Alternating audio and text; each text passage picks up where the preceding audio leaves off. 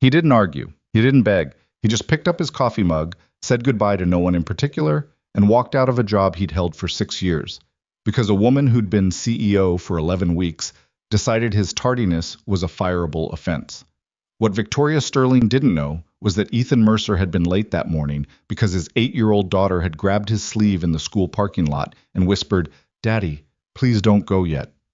And what Ethan didn't know was that before the night was over, that same woman would be standing in the rain on a deserted highway, and he would be the only one who stopped. If this story already has you hooked, hit that like button and drop a comment with the city you're watching from. I want to see exactly how far this one travels. The school parking lot smelled like wet asphalt and someone's forgotten lunch, and Ethan Mercer was already 12 minutes behind schedule when Lily grabbed his hand and refused to let go. 5 more minutes, she said. Not begging exactly. More like stating a fact she expected the universe to honor. Ethan looked at his watch, then at his daughter. She was wearing the yellow rain boots he'd bought 2 sizes too big so she could grow into them, and her hair was coming loose from the braid he'd done himself that morning. Badly, as always, little flyaways going in every direction because he still hadn't figured out how to do a proper French braid, no matter how many YouTube videos he watched. She was looking up at him with those wide brown eyes that were her mother's eyes, the exact same shape and color, and for a second he just stood there in the school parking lot like an idiot, forgetting entirely that he had somewhere to be. "Lily," he said. "Baby, I have work." "I know." She didn't loosen her grip. 5 minutes. The morning had been one of those school events, a father-daughter breakfast thing the PTA organized twice a year, little folding tables set up in the gymnasium with orange juice and paper cups and pancakes made by parent volunteers. Ethan had taken half a vacation day to be there, something he almost never did, because Lily had circled the date on the kitchen calendar in red marker 3 weeks in advance and drawn a small star next to it. He'd sat across from her at one of those tiny tables designed for 8-year-olds, his knees practically at his chin, eating pancakes that were somehow simultaneously burnt and undercooked, and he'd watched his daughter talk for 45 minutes straight about her class hamster named Professor Buttons, about a book she was reading, about how her best friend Maya had taught her to whistle, but she still couldn't do it right. He'd listened to every word. Now she didn't want him to leave. He crouched down so they were eye level, which put him at approximately the height of a garden gnome in that parking lot, and he said, "I'll be at the front door when school gets out, right at the door." "Promise?" "Promise." She thought about this. "Okay." Then she hugged him, hard, the way kids hug when they really mean it, both arms tight around his neck. He held on a few extra seconds, breathed in the smell of her shampoo and that weird grape-scented eraser she'd had in her pocket for 2 months. Then he stood up, waved goodbye 3 separate times because she kept turning around to check, got in his truck, and drove 17 miles over the speed limit for most of the 30-minute commute to Caldwell Logistics headquarters. He walked through the lobby at 9:47 a.m., 47 minutes late. The thing about Caldwell Logistics was that it was not, by any objective measure, a warm place to work. The building itself was fine, glass and steel, decent coffee machine in the break room, functional if uninspiring. But there was a particular quality to the air inside it, something pressurized, like a cabin at altitude. People spoke in careful, measured tones. They smiled when they needed to and stopped when they didn't. It was the kind of company that had been run by men in their 60s for most of its 40-year history, and it had developed the culture to match. Hierarchical, self-serious, deeply uncomfortable with anything that disrupted the established order. Ethan Mercer disrupted nothing. That was part of why he'd lasted 6 years. He was head of logistics coordination for the Eastern Distribution Network, which was a title that sounded more impressive than it was. What it meant in practice was that he spent his days managing the flow of freight contracts through a spiderweb of regional hubs, coordinating with drivers and warehouse supervisors and client representatives, and quietly fixing the problems that other people's poor planning created. He was good at it. Not brilliantly good, not the kind of good that got you profiled in trade magazines, but the steady, reliable kind of good that kept things running without anyone having to think much about it. He'd come to Caldwell 6 years ago, after leaving the Army. He didn't talk about the Army much. He'd done 2 tours, come back in one piece more or less, and found civilian life profoundly, almost humorously disorienting. The military had been about clarity. Here's the mission, here are the parameters, this is what success looks like. Civilian work involved a lot more ambiguity and a lot more meetings that could have been emails. His wife, Claire, had helped him adjust. Claire had been practical in the way that genuinely practical people are, without making a performance of it. She'd simply figured out what needed doing and done it, and she'd helped Ethan do the same. When she got sick, a diagnosis that came out of nowhere on an otherwise ordinary Tuesday, the kind of Tuesday where you're planning what to have for dinner and your whole life pivots on a word. She'd handled that with the same straightforward approach. She didn't dwell. She focused on what she could control. She died when Lily was 3. Lily didn't really remember her. That was the part that gutted Ethan when he let himself think about it, which he tried not to do because there was no productive end to that line of thought. You couldn't fix it. You just carried it. So he carried it, and he raised his daughter, and he went to work, and he did his job, and on the mornings when Lily's hair came out of the braid, and her lunch wasn't packed, and he spilled coffee on his sleeve at 7:15 a.m., and the commute took 10 minutes longer than it should have, he showed up anyway. He was late twice in the past 3 years, both times for Lily-related reasons, both times for less than 30 minutes. He'd never missed a deadline. He'd never lost a contract. He'd covered for colleagues during their personal crises without being asked and without mentioning it afterward. He was not, by any reasonable definition, the kind of employee you fire. He made it to his desk, logged in, started going through his emails, and was about 40 minutes into his morning when Marcus Webb appeared at the edge of his cubicle. Marcus was one of the junior coordinators, 26 years old, still learning, good instincts, a little too eager to please people he perceived as above him. "Hey," Marcus said, and there was something in the way he said it, careful, like he was choosing a path through ice, that made Ethan look up. "Morales wants you in the conference room." Diane Morales was the HR director. The conference room on the second floor was where HR held the conversations that didn't happen at someone's desk. "Now?" Ethan said. "Yeah." Marcus wouldn't quite meet his eyes. "Sorry, man." Ethan saved what he was working on, pushed back his chair, and went upstairs. The conference room had that particular stillness that rooms get when people have been waiting in them, that overworked air quality. Diane Morales was there, sitting with her hands folded on the table, her expression professionally neutral. And there, standing at the window with her arms crossed and her back half turned to the room, was the woman Ethan had seen a handful of times in the 3 months since she'd taken over as CEO, Victoria Sterling. She was younger than you expected a CEO to be, and she had the kind of presence that people in business school probably worked very hard to cultivate, and she'd apparently just been born with, still, contained, intensely attentive in a way that made you feel like every word you said was being silently filed away somewhere. When she turned, she looked at Ethan for a moment without speaking. Then she said, "Mr. Mercer, sit down." He sat. She remained standing. In Ethan's experience, this was a deliberate choice, keeping the height advantage. He noted it without particular feeling. "We have a problem," she said. "Okay," he said. "This is the 3rd time in the past month you've arrived late." She said it flatly, like reading from a document. For an employee in a coordination role, where your availability affects the entire Eastern Hub's morning operations, that's not acceptable. Ethan blinked. He kept his voice calm. "I think there may be a misunderstanding. I've been late twice in the past 3 years. Today was... The records show 3 incidents in the past month alone." She glanced down at something, a tablet, or a printed page he couldn't tell from where he was sitting. "I've reviewed them personally." He sat with that for a moment. Something was wrong, but he couldn't identify the shape of it yet, and this was not the moment to argue. He said, "I've been late twice in 3 years. Today was for my daughter's school event. I can show you my time logs. The logs I've reviewed tell a different story." "Then the logs are wrong." There was a silence. Diane Morales was looking at the table. Victoria Sterling was looking at Ethan, and he could see her processing something, some calculation running behind her eyes. But whatever it was, it didn't change the outcome she'd apparently already decided on before he walked in the room. "I want to be direct with you," she said. "This company is in a transition period. The Eastern Hub is critical to our restructuring plan. I need people in key coordination roles who are reliable, who are present, who..." "I'm reliable," Ethan said, still calm. "I've been here 6 years. My performance reviews are..." "I understand you feel that way." There it was. The corporate speak, the slight tonal shift that turned a person into a category. I understand you feel that way. Like his perspective was a weather pattern she was acknowledging, rather than information she was considering.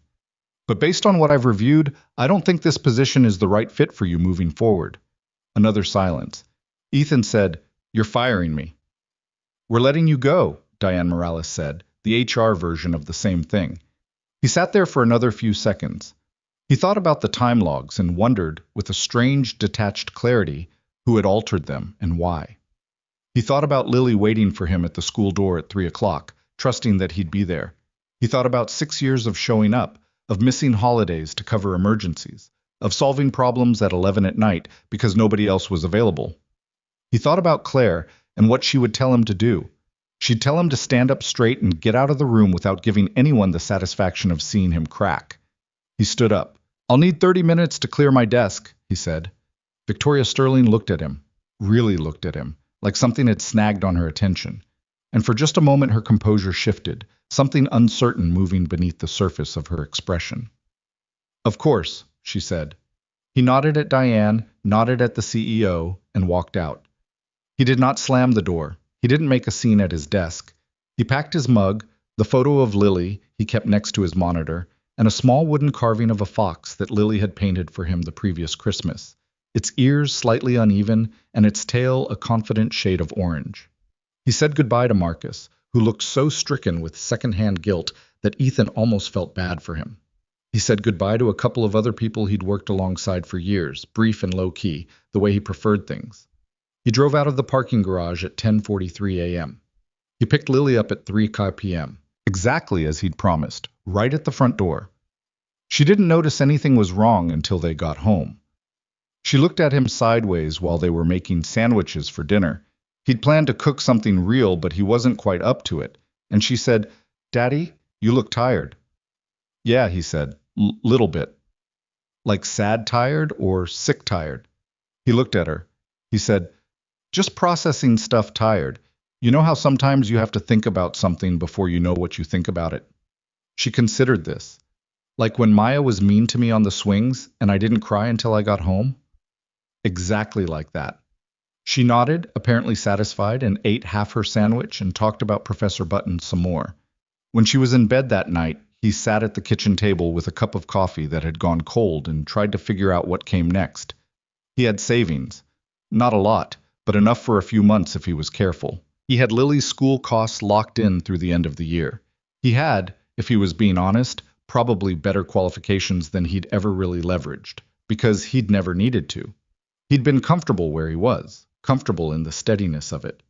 He sat with the cold coffee, and he thought about what he would do, and he thought about the CEO's face in that conference room, the way she'd looked at him when he stood up, like she'd been about to say something else and stopped herself. Then he cleaned up, set the alarm for 6, and went to bed. Victoria Sterling was still at the office at 9:30 that night. This was not unusual. Since taking over as CEO 3 months ago, she'd developed the habit of staying until the building was almost empty, because it was the only time the noise died down enough to think clearly. The noise was not volume, Caldwell's offices were never loud, but density. The density of everyone watching her, calibrating her, looking for evidence that confirmed whatever they'd already decided to believe about her. She was 30 years old. The board had appointed her because her performance at the subsidiary level had been exceptional, because the former CEO had recommended her specifically, and because, she was not unaware of this, she was the kind of choice that looked good in a press release during a particular moment in business culture. She was fine with that. She knew what the game was. She was also genuinely good at her job, and she was determined to prove it in ways that couldn't be attributed to aesthetics or optics. The problem was that everyone was waiting for her to fail. Not overtly.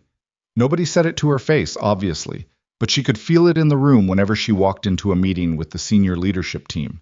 That quality of careful attention, men who had been at this company for 15 or 20 years, men who smiled and nodded and undermined her in the 3 minutes between meetings when they thought she wasn't paying attention. Richard Hale was the one she found hardest to read. Senior VP of Operations, 22 years at Caldwell, the kind of man who had the organization's institutional memory living in his head and who knew exactly how valuable that made him. He was always helpful. He always had the file she needed, the context she was missing, the name of the person to call. He'd walked her through the Eastern Hub's restructuring plan with the patience of someone who genuinely wanted her to succeed, and when she'd asked him about the coordinator who'd been racking up tardiness incidents, he'd sighed in a way that communicated deep, reluctant regret. Ethan Mercer, he'd said. Good man, actually, or he used to be.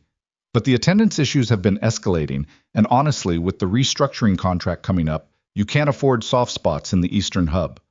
She'd reviewed the records he'd pulled. 3 incidents in the past month, all logged, time-stamped.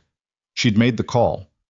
Now, sitting alone in her office at 9:30, she turned the conversation over in her mind and found herself stuck on the same moment, the same detail, no matter how many times she replayed it.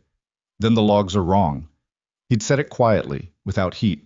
Not defensively, not desperately. Just stating a fact, the way you state facts, when you're certain of them, and you don't have time to argue because the outcome is already decided. He hadn't tried to talk his way out of it. He hadn't offered explanations or excuses. He'd pushed back on one specific verifiable claim. The logs are wrong. And when she hadn't engaged with it, he'd simply stood up. He'd been dignified about it. That was the word she kept coming back to, and it bothered her, because dignity in the face of injustice was either the posture of someone who had nothing to hide and knew the truth would eventually bear them out, or it was the last resource of someone who'd already calculated that arguing was pointless. Both of those interpretations were uncomfortable. She pulled up his personnel file on her computer. 6 years. 2 previous late arrivals, both over a year ago, both within acceptable windows by any metric she could identify. Annual performance reviews, she clicked through to the written evaluations, were consistently strong. His direct supervisors had used words like reliable, unflappable, the person you call when something's going wrong. There was a commendation from the client at the Memphis Hub, dated 18 months ago, crediting his work with saving a contract that had been on the verge of collapse. She sat back in her chair. She thought, I looked at the wrong records. She thought, Richard pulled those records. And then her phone pinged. A weather alert, flash flood conditions on the Eastern Highway corridor. And she looked at the time, saw how late it had gotten, and started gathering her things to leave. The storm came fast. By the time Victoria made it to the parking garage and got in her car, the rain was coming down hard enough that she could barely see the exit ramp. She sat for a few minutes, waiting for it to ease, checking her phone, reading the weather alerts that were updating every few minutes. Flash flood watch. Road conditions deteriorating. She had 25 miles to cover to get back to her apartment. She drove anyway. This was, in retrospect, a bad decision, but she was Victoria Sterling, and bad decisions were something that happened to other people because other people didn't plan well, and she did. And also it felt undignified to be trapped in a parking garage by weather. She made it 11 miles before her SUV started behaving strangely. A shimmy in the steering, something wrong with the traction. And another mile after that before she lost control briefly, corrected, and managed to coast to the shoulder of the highway, where she stopped with her hazard lights on, and her heart moving faster than she would have preferred. She sat there for a moment, breathing. The rain hammered the roof of the car. In the bright flicker of her hazard lights, she could see the highway in front of her, the wet reflections of lane markings, the tire tracks already filling with water. She called roadside assistance. The estimated wait time was 90 minutes, possibly more given current road conditions. She called a ride service. Nobody was accepting requests in the area. She sat in the car and watched cars pass her. Not slow, not a parade of them, but a steady enough stream that she was not invisible, not stranded somewhere genuinely remote. She sat and watched them go past, one by one, none of them stopping, and she did not think about Ethan Mercer because she refused to let that particular parallel develop in her brain. 20 minutes passed. 30. She was composing a text to her assistant about backup transportation options when she saw the headlights. Big truck, coming slow. Slowing more. Moving toward the shoulder. A pickup truck, not new. A few dents she could see even in the rain, pulled up ahead of her hazard lights and stopped. The driver's door opened and someone got out and walked back toward her in the rain, no umbrella, hands in jacket pockets, not hurrying but moving with purpose. And it wasn't until she had manually rolled down her window halfway, the automatic function was apparently part of whatever had gone wrong with the car, that she saw his face in the reflected light of her own headlights. She stared at him. He stared at her. The rain came down between them. Ethan Mercer said, "Ms. Sterling." Not a question, not warm, just factual, in the same tone he'd used in the conference room, the same levelness. She said, and she hated herself slightly for the way it came out. Too revealing, too close to an emotion. What are you doing here? Same highway, he said. I live 20 miles up. He nodded toward the car. What happened? I don't know. Steering went wrong. She caught herself. You don't have to stop. I have roadside assistance coming. How long? 90 minutes. He looked up and down the highway. The rain was intensifying again. 90 minutes in this. It wasn't a judgment, just an assessment. He looked back at her. I can take you somewhere. She should have said no. There were probably 15 practical reasons to say no. She said, I don't want to impose. You're stranded on a highway in a flood watch, he said. Getting you somewhere safe isn't an imposition. It's just the thing to do. He said it like it was genuinely that simple, and like he wasn't even slightly aware of the irony of him saying it to her. She got out of the car, too.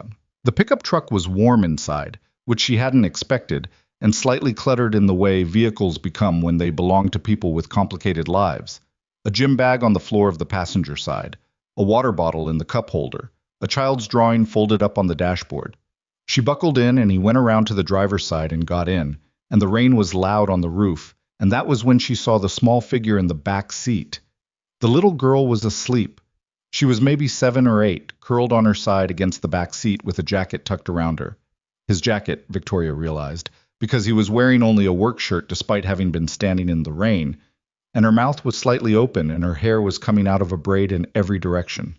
Victoria looked at the child for a long moment without speaking. Ethan checked his mirrors and pulled back onto the highway, slow and careful, reading the surface of the road. The way you do when you've driven in conditions like this enough times that the caution is automatic rather than thought about. She was at a friend's house, he said quietly, nodding toward the back seat. Lily. She's asleep, Victoria said, like that wasn't obvious, like she needed to say something. Yeah, she sleeps hard. There was something in the way he said it. Not sentimental, not performative, just the simple truth of knowing a person thoroughly. She could sleep through a fire alarm. They drove in silence for a while.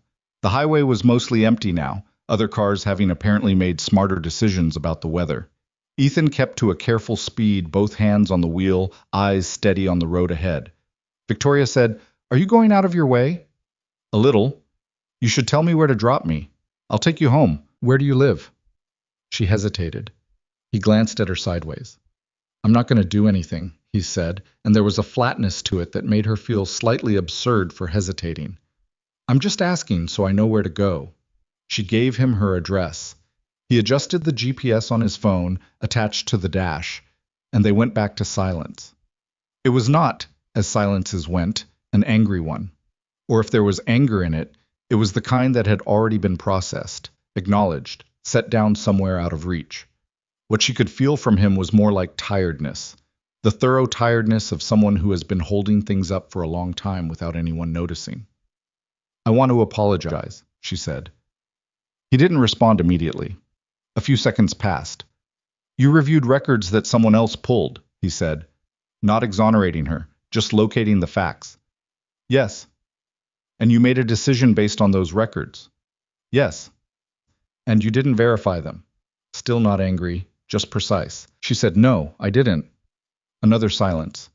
In the back seat, Lily shifted slightly, pulling the jacket more tightly around herself. I'm not looking for an apology tonight, he said finally. Tonight I'm driving home. If you want to talk about what happened, that's a conversation for another time, in an appropriate setting. He paused. If you believe the records were wrong, I think they were. He nodded. Didn't say anything. She sat in the passenger seat of his truck and watched him drive, hands steady, speed steady, eyes calm. And she thought about the Ethan Mercer she'd read about in those performance reviews, the person you call when something's going wrong, and she thought about the man in that conference room who had not once raised his voice or made her feel attacked, who had stood up with complete composure and walked out of his job of 6 years, and then, the same night she'd fired him, had pulled over on a flooded highway to help the woman who'd done it. She didn't understand him yet, but she was beginning to think she'd made a very significant mistake. They pulled up to her building 40 minutes later. The rain had settled into something steadier and quieter, no longer the violent downpour it had been. Ethan left the truck running, the heater on for Lily. There's a code for the parking structure, Victoria started. I'll just pull up to the door, he said. You'll be fine from there. She got out. Then, without quite planning to, she turned back. He had his window down, one arm resting on the edge. She said, Ethan. She'd used his first name without thinking about it. I'm going to look into what happened, the actual records, I promise you that. He looked at her for a moment. Whatever he was feeling, he kept it behind something measured and contained. Good night, Ms. Sterling, he said.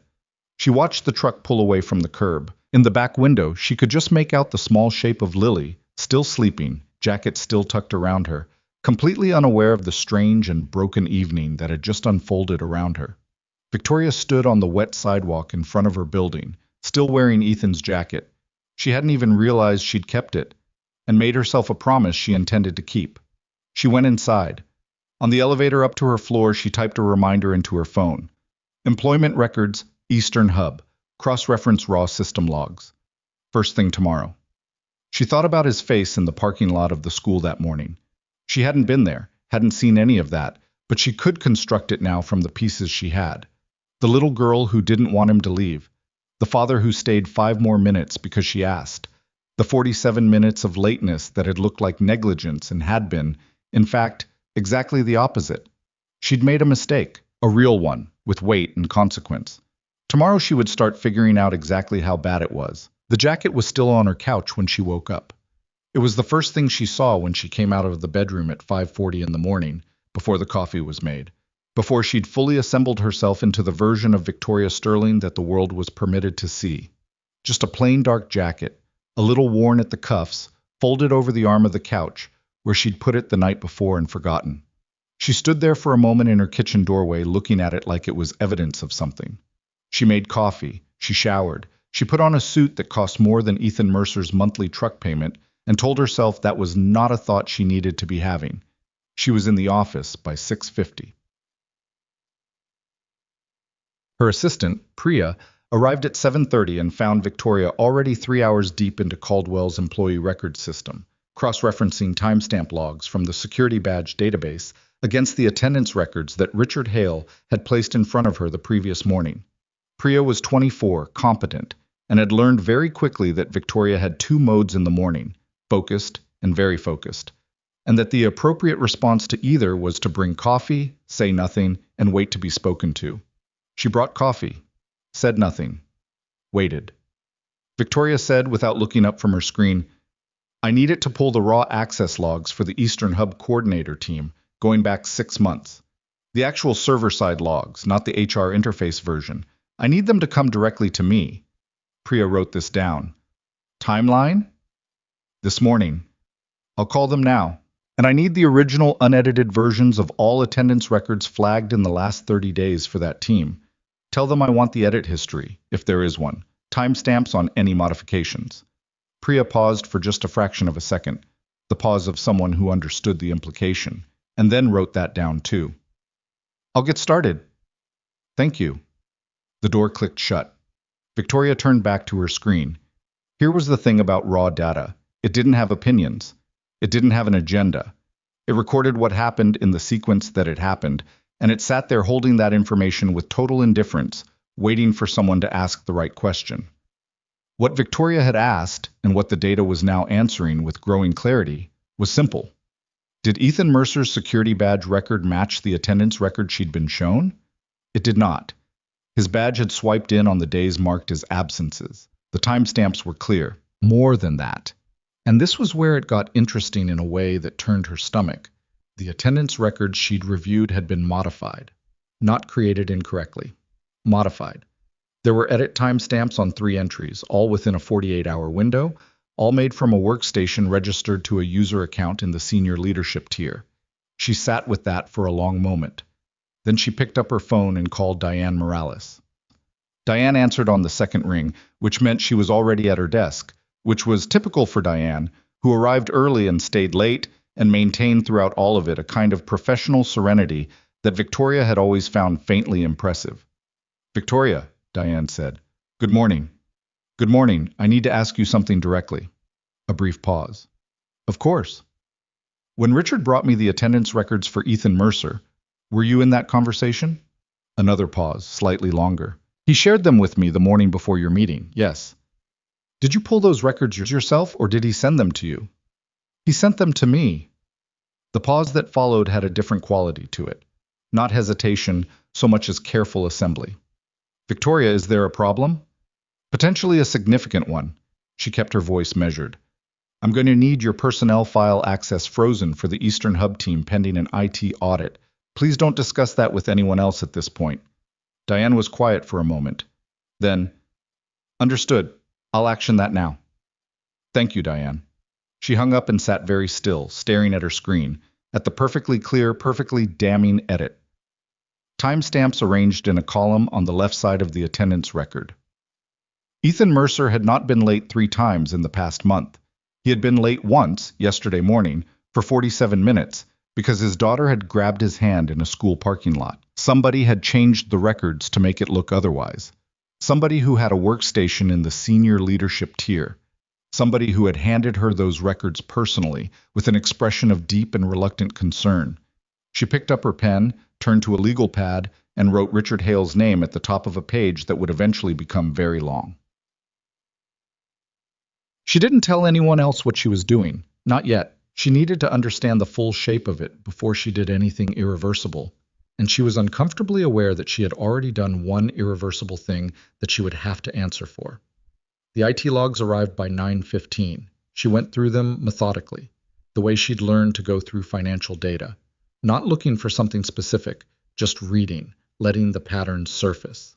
The modifications to Ethan's records were there, exactly where the attendance file had suggested, made at 6:43 p.m. 2 days ago, from a workstation registered to the senior VP account. She kept reading. By 11, she'd found something else.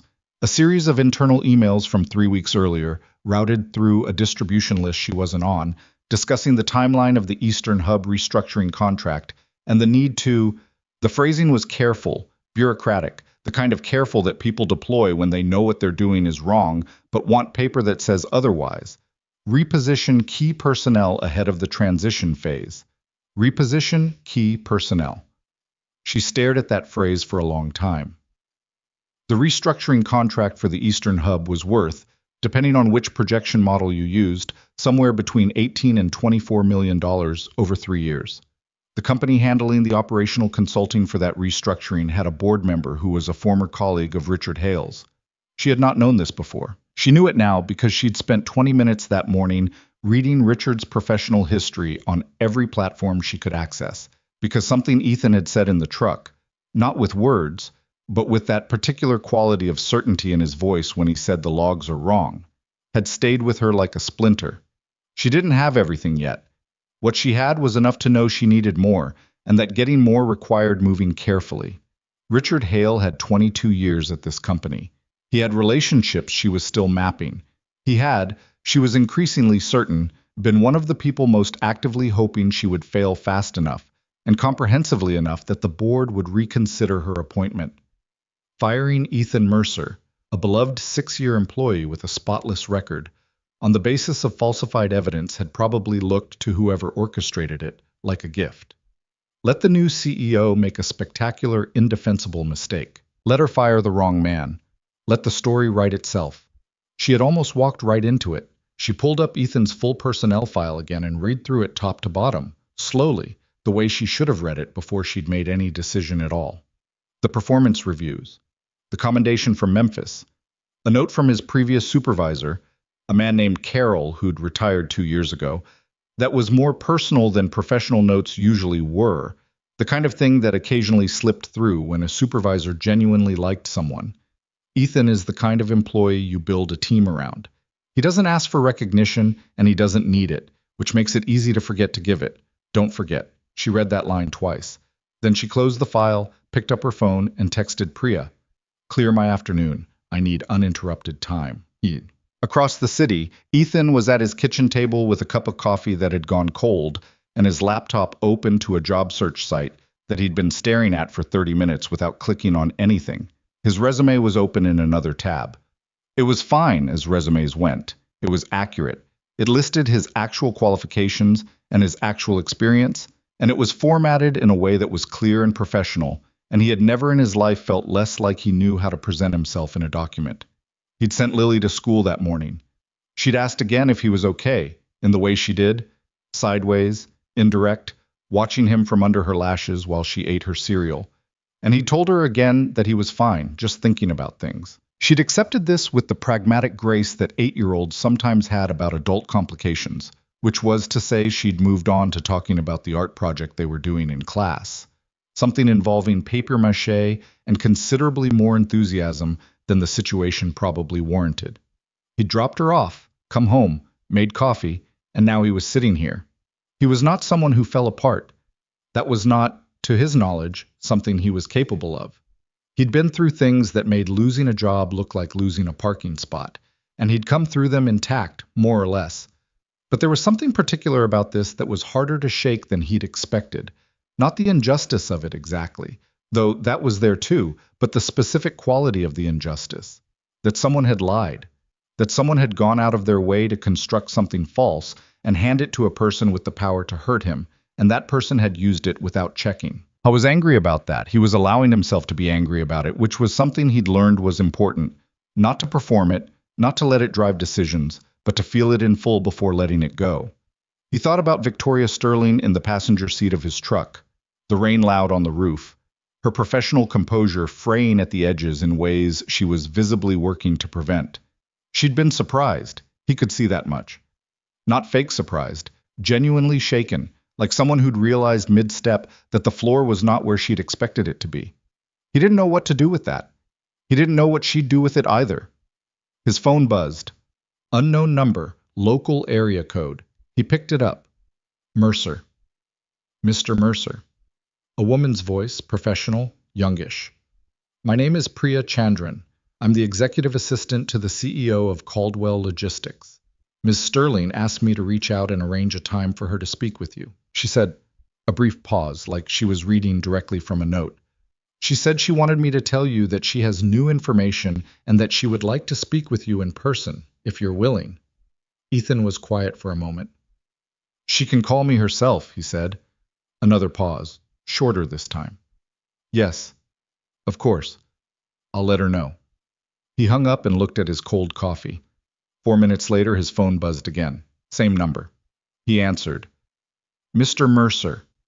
Victoria's voice. More contained than it had been in the truck. The professional wrapper back in place, but not completely. There was something underneath it that hadn't been there in the conference room yesterday morning. Thank you for taking my call. What's the new information? He said. Not unkindly, but not with warmth either. Just direct. She took a breath. I've been in the employment records since 6 this morning. The attendance logs that were presented to me were modified. Someone altered them in the 48 hours before our meeting. I have the edit timestamps and the workstation they originated from. He sat with that. Okay, he said. That's all you have to say? What would you like me to say? She was quiet for a second.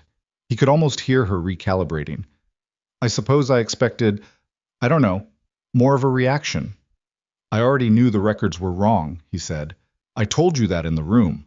The reaction happened then. He paused. What are you going to do about it? I'm building a case, she said. I need a few days. I don't want to move until I have the full picture, because if I move too early and someone has time to cover tracks... I understand. I want to fix this, Ethan. His name, again, the first name, and he noted it. I want to be clear about that. What happened to you was wrong. It was my mistake, even if I was working with information someone else falsified. The responsibility still lands on me. He didn't say anything right away. Outside, a neighbor's dog was barking at something. A car passed on the street. Small, ordinary sounds, the texture of a regular morning, the kind of morning he wasn't supposed to be having at home in the middle of a weekday. How long do you need? He said. A week, maybe less. All right. He stood up from the kitchen table, stretched his back. Don't call Priya next time. If you have something to tell me directly. A beat. Fair enough. Is there anything you need from me? Documents? Testimony? Not yet, but I'll let you know. Okay. He moved to pour the cold coffee down the sink. Victoria. Her name, reciprocal. He'd done it before he thought about it, and didn't apologize for it. Do this right. I intend to, she said, and for the first time since all of this started, he believed her. The week that followed was the strangest of Victoria's professional life, and she had had some genuinely strange weeks. She worked the case like a prosecutor building toward a trial, methodically, without showing her hand, keeping the circle of people who knew anything as small as possible.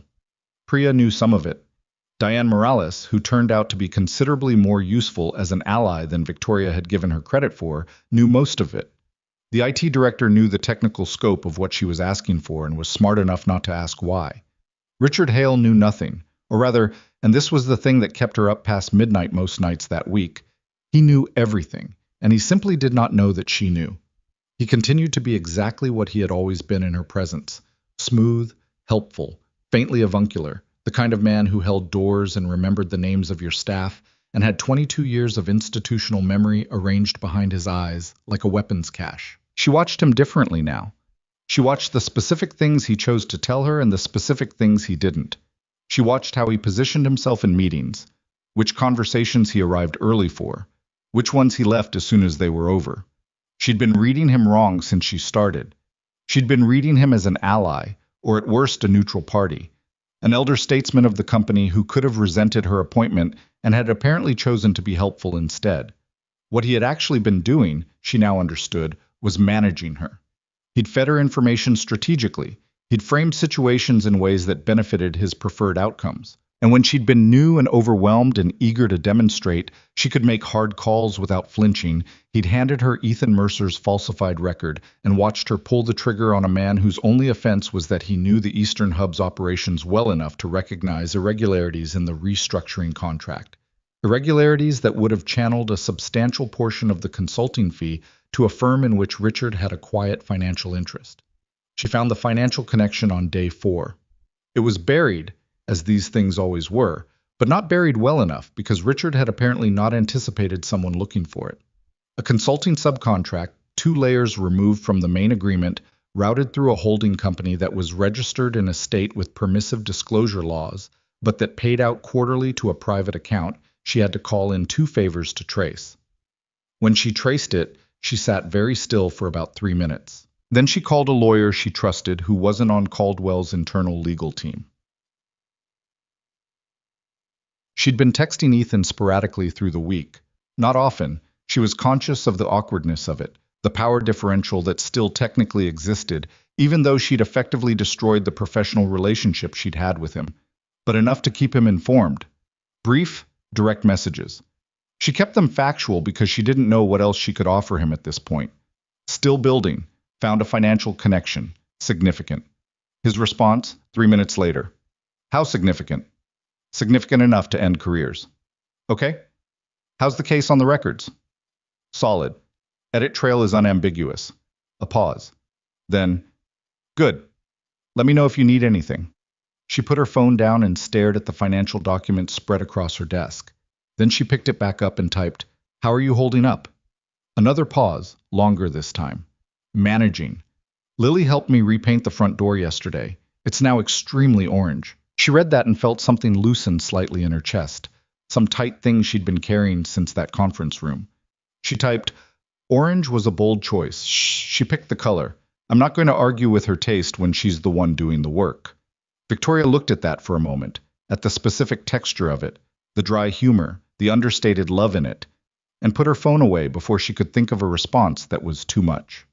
On Thursday afternoon, she got a call from Tom Heller, a retired Army colonel who'd served alongside Ethan years earlier and had apparently heard through some network that Ethan was in trouble at work. She didn't know how he'd gotten her direct line, and she wasn't sure she wanted to know. "Ms. Sterling," Heller said. He had a voice like a piece of furniture, solid, functional, not interested in being admired. "I'll keep this short. You fired Ethan Mercer this week." "That matter is under review," she said. "I know it is. I'm calling because I want to tell you something about the man, and I want you to hear it from someone who isn't trying to get anything from you." A pause. In 2009, Ethan Mercer pulled 2 men out of a vehicle that was on fire. He went back in twice. He came out the second time with burns on both forearms that took 4 months to heal, and he didn't put himself in for a commendation because he said it wasn't a thing worth commending. It was just what you did when someone needed help. Another pause. That's who you fired. I'm not telling you to feel bad about it. I'm just making sure you have the full picture. She said, I appreciate you calling. One more thing. His voice didn't change register. He's also the best operational thinker I've ever seen outside the military. If you're in logistics and you let him walk for real, that's your loss and somebody else's gain. He hung up. She sat with the phone in her hand for a moment. Then she put it down and went back to the documents, though she found she was having a little more trouble focusing than she'd had before the call. By Friday, she had what she needed.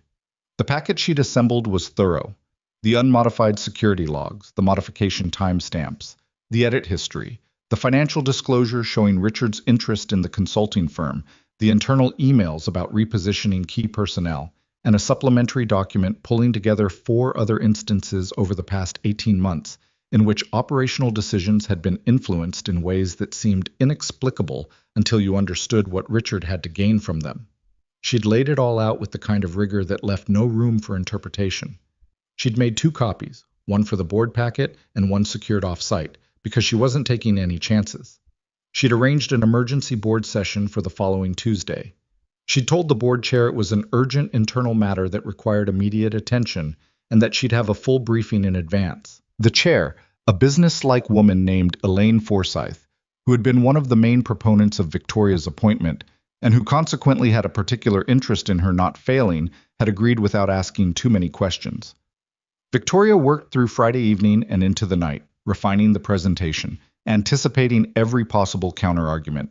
She'd done this before, built cases, made arguments, walked into rooms where the outcome was uncertain, and made it certain by the quality of the preparation. She was good at it. It was possibly the thing she was best at. But she'd never done it feeling quite like this.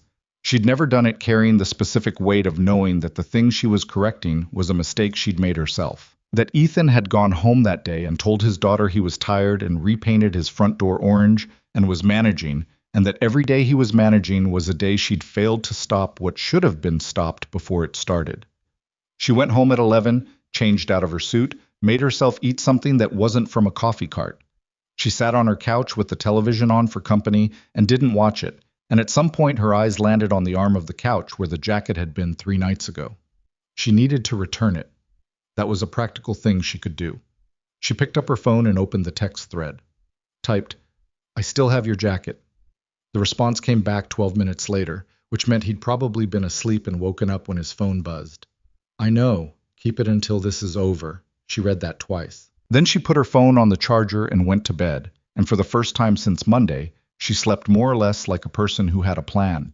Saturday morning.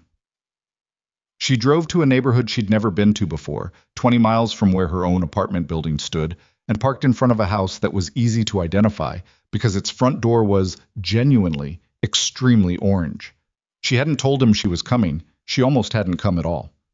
She'd talked herself in and out of it 3 times on the drive over, arguing with herself in the way she did when she knew what she wanted to do and hadn't yet decided whether she was allowed to want it. She was getting out of her car, borrowed, a rental, because her SUV was still on the shoulder of a highway, waiting for a tow, when the front door opened and Lily came out onto the small porch, wearing paint-stained jeans and a t-shirt with a dinosaur on it, looking at Victoria with the frank, unself-conscious assessment of childhood. Are you the lady from Daddy's work? She said. Victoria stopped. Yes, I'm Victoria. Lily considered this. He mentioned you. She said it in a tone that conveyed the information without editorializing. He's in the backyard. You can go around. Thank you, Victoria said. The gate sticks, Lily said helpfully. You have to lift it up a little when you open it. She disappeared back inside, leaving the door open in a way that was either an invitation or simply the habit of a child who didn't think about doors. Victoria found the gate, lifted it slightly when she pushed, and came around to the backyard. Ethan was crouched next to what appeared to be a raised garden bed in the early stages of construction, 2x4s, a level, a bag of soil he hadn't opened yet. He was wearing a t-shirt and jeans and work boots, his hair slightly messy, a smear of dirt on his forearm. He looked up when he heard the gate. He looked at her for a moment, then he sat back on his heels and said, "You could have texted." "I could have," she agreed. He didn't ask why she hadn't. He looked at the raised bed, then back at her. "There's coffee inside." "Lily let me in." "I know. She texted me from the kitchen." He stood up, brushed dirt off his knees. "Come in then." The kitchen was small and well used, the kind of kitchen where things had been arranged for function and not aesthetics, and where that arrangement had the comfortable logic of a space someone actually lived in. Lily was at the kitchen table with paper and colored pencils, working on something with focused concentration that she did not interrupt to acknowledge Victoria's arrival, which Victoria found oddly calming. Ethan poured coffee without asking how she took it and put the mug in front of her. She took a sip and discovered it was considerably stronger than she was used to. She didn't say anything about that. He leaned against the counter with his own cup and looked at her. "You have something to tell me."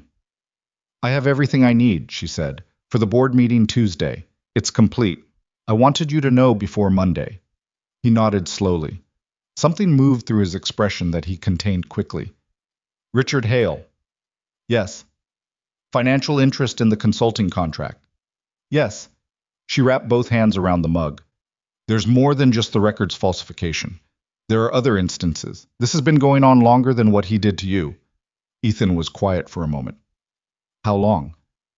"My best estimate is 2 years, possibly longer." He absorbed that, set his cup down on the counter. 2 years? "I'm sorry," she said. It came out differently than it had in the truck.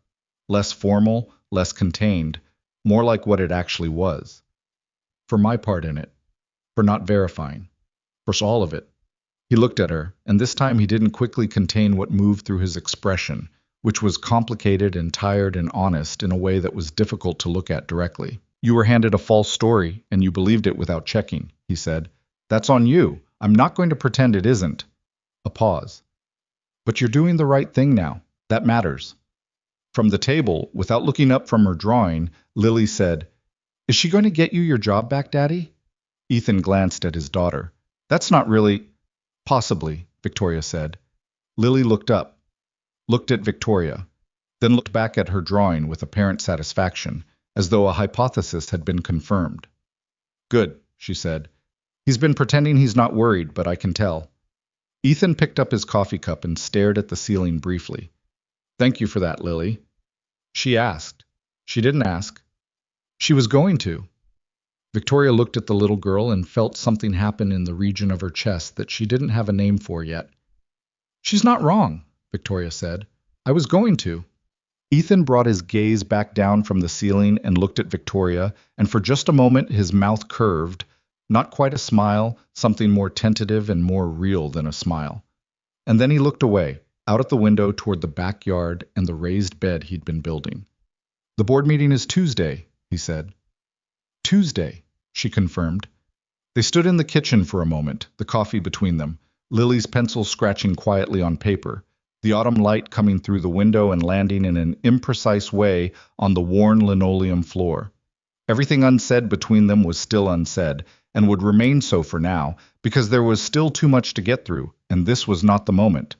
But she drove away from the orange door 20 minutes later feeling something she hadn't felt in a long time. Like the story was still going, like the next chapter might, against reasonable expectation, be better than the one before it. Like she had not, despite significant evidence to the contrary, managed to break everything that mattered. She had a board meeting to win first. Then she'd figure out the rest. The board meeting was scheduled for 2 o'clock on Tuesday afternoon, and by 9 that morning Richard Hale had already stopped by Victoria's office twice. The first time he brought coffee, 2 cups, one for her, casual, collegial. The kind of gesture that a person makes when they want to remind you that you like each other. He sat across from her desk and talked for 12 minutes about the Memphis Hub's quarterly numbers and a staffing issue in the night shift, and asked, almost as an aside, whether she'd heard anything more about the restructuring contract timeline. She told him the contract timeline was still being reviewed. He nodded, satisfied, and left. The second time, he came alone and without coffee, and his posture was slightly different, less relaxed, the shoulders carrying a fraction more tension than usual, and he asked if there was anything he could help her prepare for the afternoon's board session. She told him she had everything she needed. He stood at her door for just a moment too long. That fraction of a second that people sometimes can't quite control when they're trying to calculate something. And then he smiled and said, "Well, you know where to find me," and left. She watched him walk down the hall through the glass partition of her office, and she thought, he knows something is wrong. He doesn't know what. But he knows. She picked up her phone and texted Diane Morales. "Make sure IT has locked the senior leadership workstations from external file access. Effective immediately." The response came back in under a minute. Done. The packet had gone to the board members the night before, sent securely, with a cover note from Victoria that said, simply, that the session would address an urgent internal matter with significant implications for the company's operational integrity, and that she appreciated their availability on short notice. She had not told them what was in the packet. She had sent it at 9 p.m., late enough that Richard, if he had any remaining contacts on the board who might have tipped him, would have had limited time to prepare a response. Elaine Forsyth, the board chair, had called at 9:40 to confirm receipt and had said, with a careful neutrality that conveyed she had read at least the first third, "This is thorough, Victoria." "It's complete," Victoria had said. "Yes." A pause. "I'll see you tomorrow." That was the whole conversation. Hotel. The board convened at 2 sharp in the 14th floor conference room, the real one, the one with the long mahogany table and the wall of windows that looked out over the city, not the mid-level rooms where operational meetings happened. 8 board members, Elaine Forsyth at the head, and Victoria standing at the front with her laptop connected to the display screen and a printed copy of the packet at every seat. Richard Hale was not in his room. He had not been invited. This was something he would not yet realize was significant. Victoria had stood in front of rooms like this before.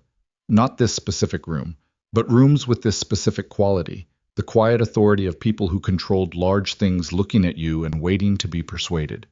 She had been nervous in those rooms, in the early days, and had learned to manage it by converting the nervous energy into focus.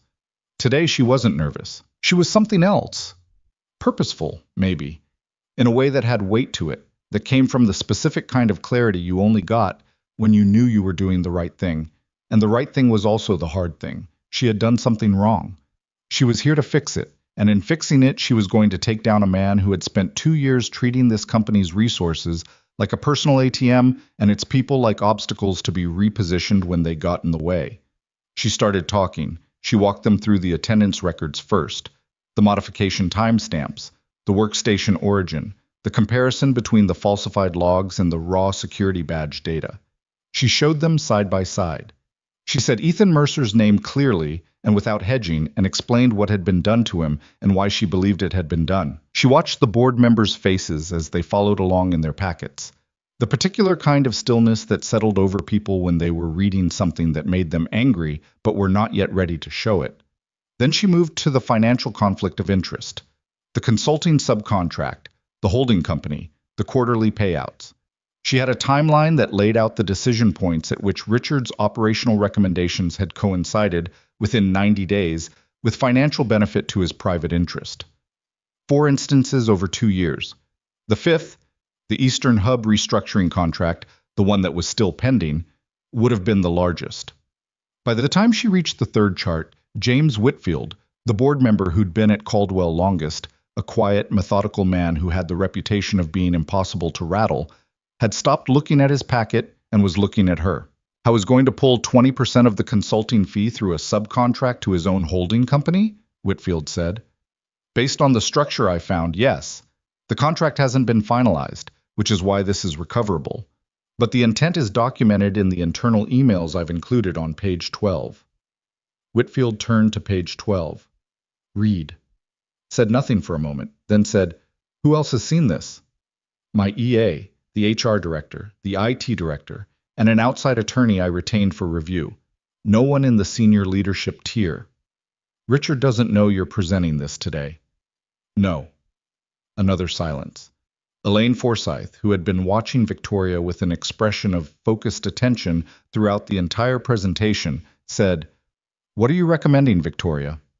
"Immediate removal, referral to the audit committee for a full forensic review of his operational decisions over the past 24 months. Notification to legal counsel regarding potential breach of fiduciary duty and fraud."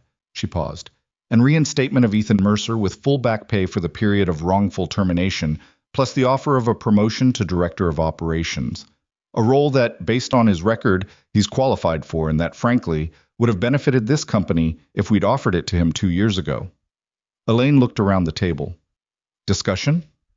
What followed was 45 minutes of careful, surgical conversation, the kind of conversation that boards had when they were doing what they were supposed to do, which was not rubber stamping executive decisions, but actually governing. They asked questions Victoria had anticipated and a few she hadn't. They went back and forth over the legal exposure. Whitfield asked 3 specific questions about the financial documentation that required her to pull up additional files on her laptop, which she had ready. At the end of it, Elaine called the vote, 7-1 for immediate removal. The one dissent was a board member named Patterson, who had been at the company since Richard Hale's early years there, and who voted no without explanation and would not meet anyone's eyes afterward. Victoria noted that, filed it away, and moved forward. Richard Hale was in his office when security came. This was something Victoria had coordinated with Elaine Forsyth in the 3 minutes between the vote and the end of the meeting. 2 members of building security, accompanied by Diane Morales and Caldwell's general counsel, arriving at Richard's office at approximately 3:15 while the board was still formally in session upstairs. The timing mattered. The building's ID system had already been updated. His badge was deactivated at 3:13. Victoria was not there for that part. She'd deliberately chosen not to be. Not out of squeamishness, she'd made the decision, she owned it. But because there was something in the specific theater of watching a man be escorted out that she didn't need and he didn't need, and the outcome was the same either way. She was in her office with the door closed, sitting at her desk, when she heard the building's ambient sounds change slightly in the way they do when something unusual is happening on the floor. Voices that dropped to murmurs, the particular quality of people trying to look like they weren't watching something. She looked out through the glass partition. She could see at the far end of the hall the motion of several people moving. She looked for a moment and then looked away and picked up her phone. She called Ethan. He answered on the second ring. "Sterling." "It's done," she said. "The vote was 7-1. He's being escorted out right now." A pause. Long enough that she was about to say something else. "Okay," he said. Just that. "Okay." The same word he'd used in the conference room when she'd told him he was fired, the same flatness, the same containment, but with a different quality underneath it now, something that had been braced against impact and found, instead, solid ground. "I want to offer you the Director of Operations position formally," she said, "in person, but I wanted to tell you the outcome first before I asked you anything." Another pause. "When?" he said. "Whenever works for you. Tomorrow. This week." "Tomorrow's fine." He was quiet for a moment. She could hear, faintly in the background, Lily's voice saying something she couldn't make out. "Victoria." "Yeah." "You did good," he said. It was simple and direct, and it cost him something. She could hear it cost him something, that slight roughness at the edge of the words that meant a person was keeping themselves together by being economical. That was the right thing. She sat at her desk in her glass-walled office and looked at nothing in particular and said, "I'll see you tomorrow." The news moved through the company the way news always did in close-quarters organizations. Fast, distorted at the edges, but accurate at the core. By the following morning, the basic facts were known to most of the staff. Richard Hale had been removed. The board had met. The new CEO had brought something forward. What most people didn't yet know, though they were speculating, because people in companies always speculated, was the Ethan Mercer part of it. Ethan came in through the lobby at 10 o'clock the next morning, wearing a jacket he'd pressed himself, carrying the coffee mug he'd packed when he left his desk 8 days ago. He hadn't been back in the building since that morning. The security guard at the lobby desk, a man named Gerald, who'd been there for years and who'd watched Ethan leave with that mug and that fox carving and hadn't said anything because there was nothing useful to say, looked up and then grinned. And, "Mr. Mercer," Gerald said. "Gerald." Ethan set his visitor badge on the desk.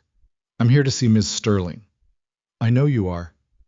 Gerald was already printing a new temporary badge. "You know, I heard what happened. Word travels. In this building it does." Gerald handed over the badge. "Good to see you back." "Let's see how the day goes," Ethan said, which was not the confirmatory statement Gerald was probably hoping for, but it was the honest one. He took the elevator to the 14th floor for the first time in his 6 years at Caldwell. The executive floor had a particular texture to it, quieter than the floors below, better carpet, the kind of ambient professionalism that was supposed to signal importance and mostly signaled expense. He found Victoria's office through the glass partitions, knocked once on the open door. She looked up from her computer. She was wearing a dark blazer, hair back, the full professional configuration, but something in her face was different than it had been in that conference room 9 days ago. More open or less defended. Not unprofessional, just less armored. "Come in," she said. "Close the door." He sat across from her desk. Same relative geometry as before, except this time he'd chosen to sit, and this time the packet in front of her was not a falsified attendance record, but an employment contract with his name on it. She slid it across the desk. He looked at it without picking it up. Director of Operations. Eastern and Western hubs combined. Full authority over coordination structure, staffing recommendations for the operational tier, and a seat at the table for the restructuring contract negotiation, which is going to be rebid from scratch, with a firm that has no connection to anyone at this company. He looked at the contract. The salary figure was at the top of the page, and it was not what he'd been making before. "This is more than the coordinator role," he said. "You should have been in a director role 2 years ago. Your performance reviews said as much if anyone had read them and acted on them." She paused. "I read them. I'm acting on them." He was quiet for a moment.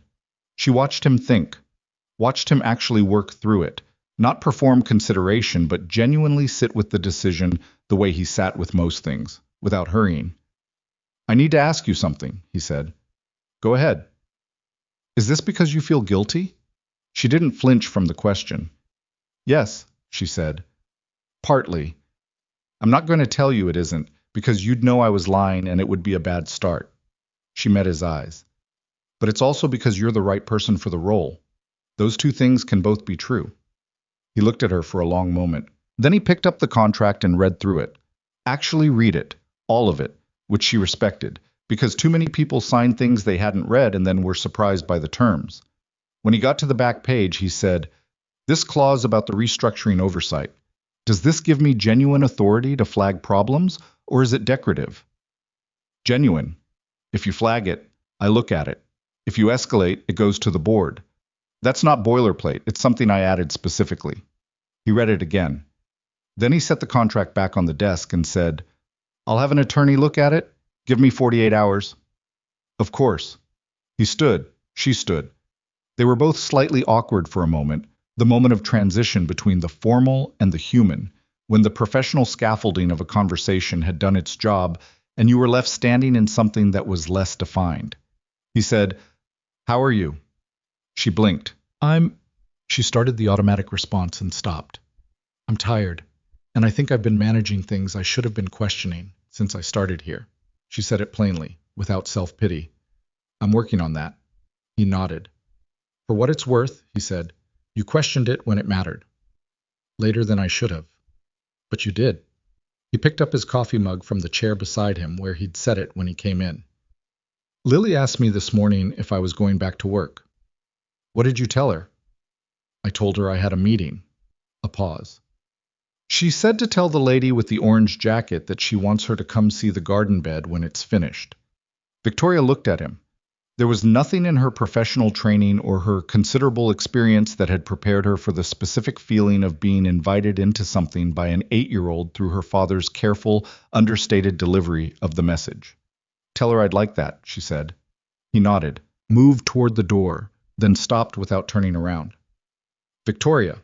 He said it to the door rather than to her, which meant he was saying it because it needed to be said, rather than because he wanted to see her face while he said it. "I know what it cost you to build that case and take it to the board. I know it would have been easier to leave it alone. I want you to know that I know that." She stood at her desk and felt that land in the particular way that honest acknowledgement does when you've been carrying something alone. "Go see your attorney," she said, because her voice had done something she didn't want to examine in front of anyone, even him. 48 hours. He left. The door clicked shut behind him. She sat back down at her desk and put her face in her hands for approximately 30 seconds, which was as long as she was willing to allow herself, and then she sat up, opened her laptop, and got back to work. 2 days later, Ethan signed the contract. He returned to work the following Monday. His old desk was gone. Director of Operations had an office, an actual office with a door and a window, on the third floor between the regional coordinators and the logistics planning team. It was not large. The window looked out over the parking structure rather than the city. Someone had left a plant on the windowsill, a small succulent that had been there long enough to suggest it belonged to the office rather than to any specific person, and which had survived whatever succession of occupants had come through on the basis of being extremely hard to kill. Marcus Webb appeared in his doorway within 20 minutes of Ethan sitting down. "Hey," Marcus said. "I was doing the thing again. The careful path through ice thing, but this time because he wasn't sure if the dynamic had changed, which was fair." "Marcus." Ethan gestured at the chair across from the desk. "Sit down." Marcus sat. "I'm not going to do anything weird about the fact that you knew what was happening and didn't say anything," Ethan said. "Not unkind, just direct." Marcus looked like he'd expected something worse. I didn't know what was happening. I just knew something was off, and you were 26 years old, and you didn't know what to do with that." Ethan looked at him evenly. "I understand. Just, if something is off as again, come to me. That's what the door's for." Marcus nodded, too many times, the way relieved people sometimes did. "Yeah, okay, I will." "Good. What's on the Eastern Hub's schedule this week?" They got to work. A check. The days that followed had a kind of careful normalcy to them, the kind that comes after disruption when people are still learning what the new shape of things is. The staff had processed Richard's departure in the way offices processed these things, in waves, with varying degrees of shock or satisfaction depending on who you were and how long you'd been there. There were people who had never trusted him and were unsurprised. There were people who'd liked him and were shaken. There was the man named Patterson on the board, whose no vote was quietly noted by everyone who heard about it, and who had submitted his resignation from the board 6 days after the meeting, citing personal reasons. Victoria worked. She reorganized the operational reporting structure. She called in 3 outside consultants. She trusted to review the contracts Richard had touched and assess the damage, which turned out to be manageable but not small. 2 vendor agreements with inflated terms that would need to be renegotiated. 1 hiring decision that was now clearly explained by factors that had nothing to do with qualifications, and the near miss of the Eastern Hub restructuring contract, which she reissued to open bidding with an independent oversight committee that included, at her specific insistence, the director of operations. She and Ethan had a working relationship that was professional and productive, and carried underneath it the thing that neither of them was currently naming, the way you sometimes carry a thing for a long time before you figure out what to call it. They met twice a week in her office to review the restructuring timeline. Their conversations were direct and efficient, and occasionally they were not. Occasionally they got into something that was more argument than review, because they didn't always agree, and neither of them was the kind of person to pretend agreement they didn't feel. "The Memphis staffing model you're proposing," she said, in the 3rd week, looking at the spreadsheet he'd put in front of her. "You want to add 2 senior coordinators. The hub is running on 4 people doing 6 people's work," he said. "I've watched it for 3 years. We lose the Memphis contract in 18 months if we don't fix the staffing. The board is watching the operational budget closely. Adding 2 senior salaries will cost less than losing the Memphis contract." He said it flatly, not aggressively. "I can show you the numbers." She looked at the spreadsheet. "Show me." He showed her. She looked at it for a long time, and she could feel him not filling the silence with additional argument, just sitting with it, which was something she noticed about him. He made his case, and then he let it sit. He didn't pile on. He trusted the work to carry itself. "Okay," she said. "I'll take it to the budget committee." "Thank you." "Don't thank me yet. Patterson's seat on the board isn't filled yet, and the replacement is still TBD. She looked up from the spreadsheet. "Your former CO called me." He didn't look surprised exactly, but he went slightly still. "Heller. He spoke highly of you." "He speaks highly of very few people." A pause. "What did he say?" "He told me about 2009. She watched him carefully. "The vehicle fire." A different quality of stillness now. Not discomfort exactly, but the stillness of someone encountering a thing they'd thought was private. "That's not a story I share." He said you didn't put yourself in for a commendation. It wasn't a thing worth commending. He said it the same way Heller had quoted him, which meant it was what he actually believed, not a performance of modesty. There were people in the vehicle. You get them out. She looked at him. There were, she thought, people in the world who performed goodness and people who simply were it, in the way that some people simply were tall or simply were funny, not because they were trying to be, but because it was how they were organized inside. She had met people of both kinds. She was increasingly certain which kind she was sitting across from. I wanted you to know I'd spoken to him, she said. It doesn't change anything about the contract, he said. No, she agreed. It doesn't. She looked back at the spreadsheet. Send me the full Memphis projections. I want the 3-year model. He nodded, closed his folder, stood to leave. How's the garden bed, she said. He paused at the door, looked back. And this time the thing that moved through his expression wasn't contained, not entirely. It was something wry and warm and slightly surprised, like he'd looked up and found something where he hadn't expected to. Planted, he said. Lily put in lettuce. I put in tomatoes. I think the lettuce is going to eat the tomatoes, based on current growth rate. I'll come see it, she said, when you're ready. He considered that for a moment, that specific additional layer of meaning she'd left in it. The when you're ready, that was about more than a garden bed. He didn't pretend not to understand it. He also didn't rush to respond to it.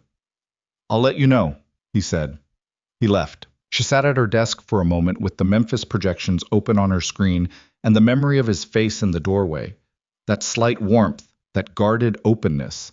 And she thought about the chain of events that had led from a school parking lot in the rain to this specific office, this specific Tuesday afternoon, this specific feeling of being at the start of something rather than in the aftermath of something. She thought about what Lily had said in the kitchen that morning, matter of fact over her colored pencils. He's been pretending he's not worried, but I can tell. Kids, she thought, had the most accurate instruments. She went back to work. That evening, Ethan picked Lily up from school, and on the drive home, Lily said, "Is everything better now?" At work? Yeah, getting there. And with the lady? He glanced in the rearview mirror. Lily was looking out the window with an expression of studied casualness that she had absolutely not learned from him and must have invented herself. The lady has a name, he said. Victoria. Is everything better with Victoria? He drove for a minute. The evening light was doing something particular with the trees along the road, that late autumn angle that made everything look like it was being painted rather than lit. It's getting there too, he said. Lily nodded, apparently satisfied, and went back to looking out the window. Then, she's coming to see the garden, right? When it's ready. I'm going to plant flowers next, in the spring. She said it with the finality of a decision already made. Sunflowers. So there's something for her to see that's actually nice looking.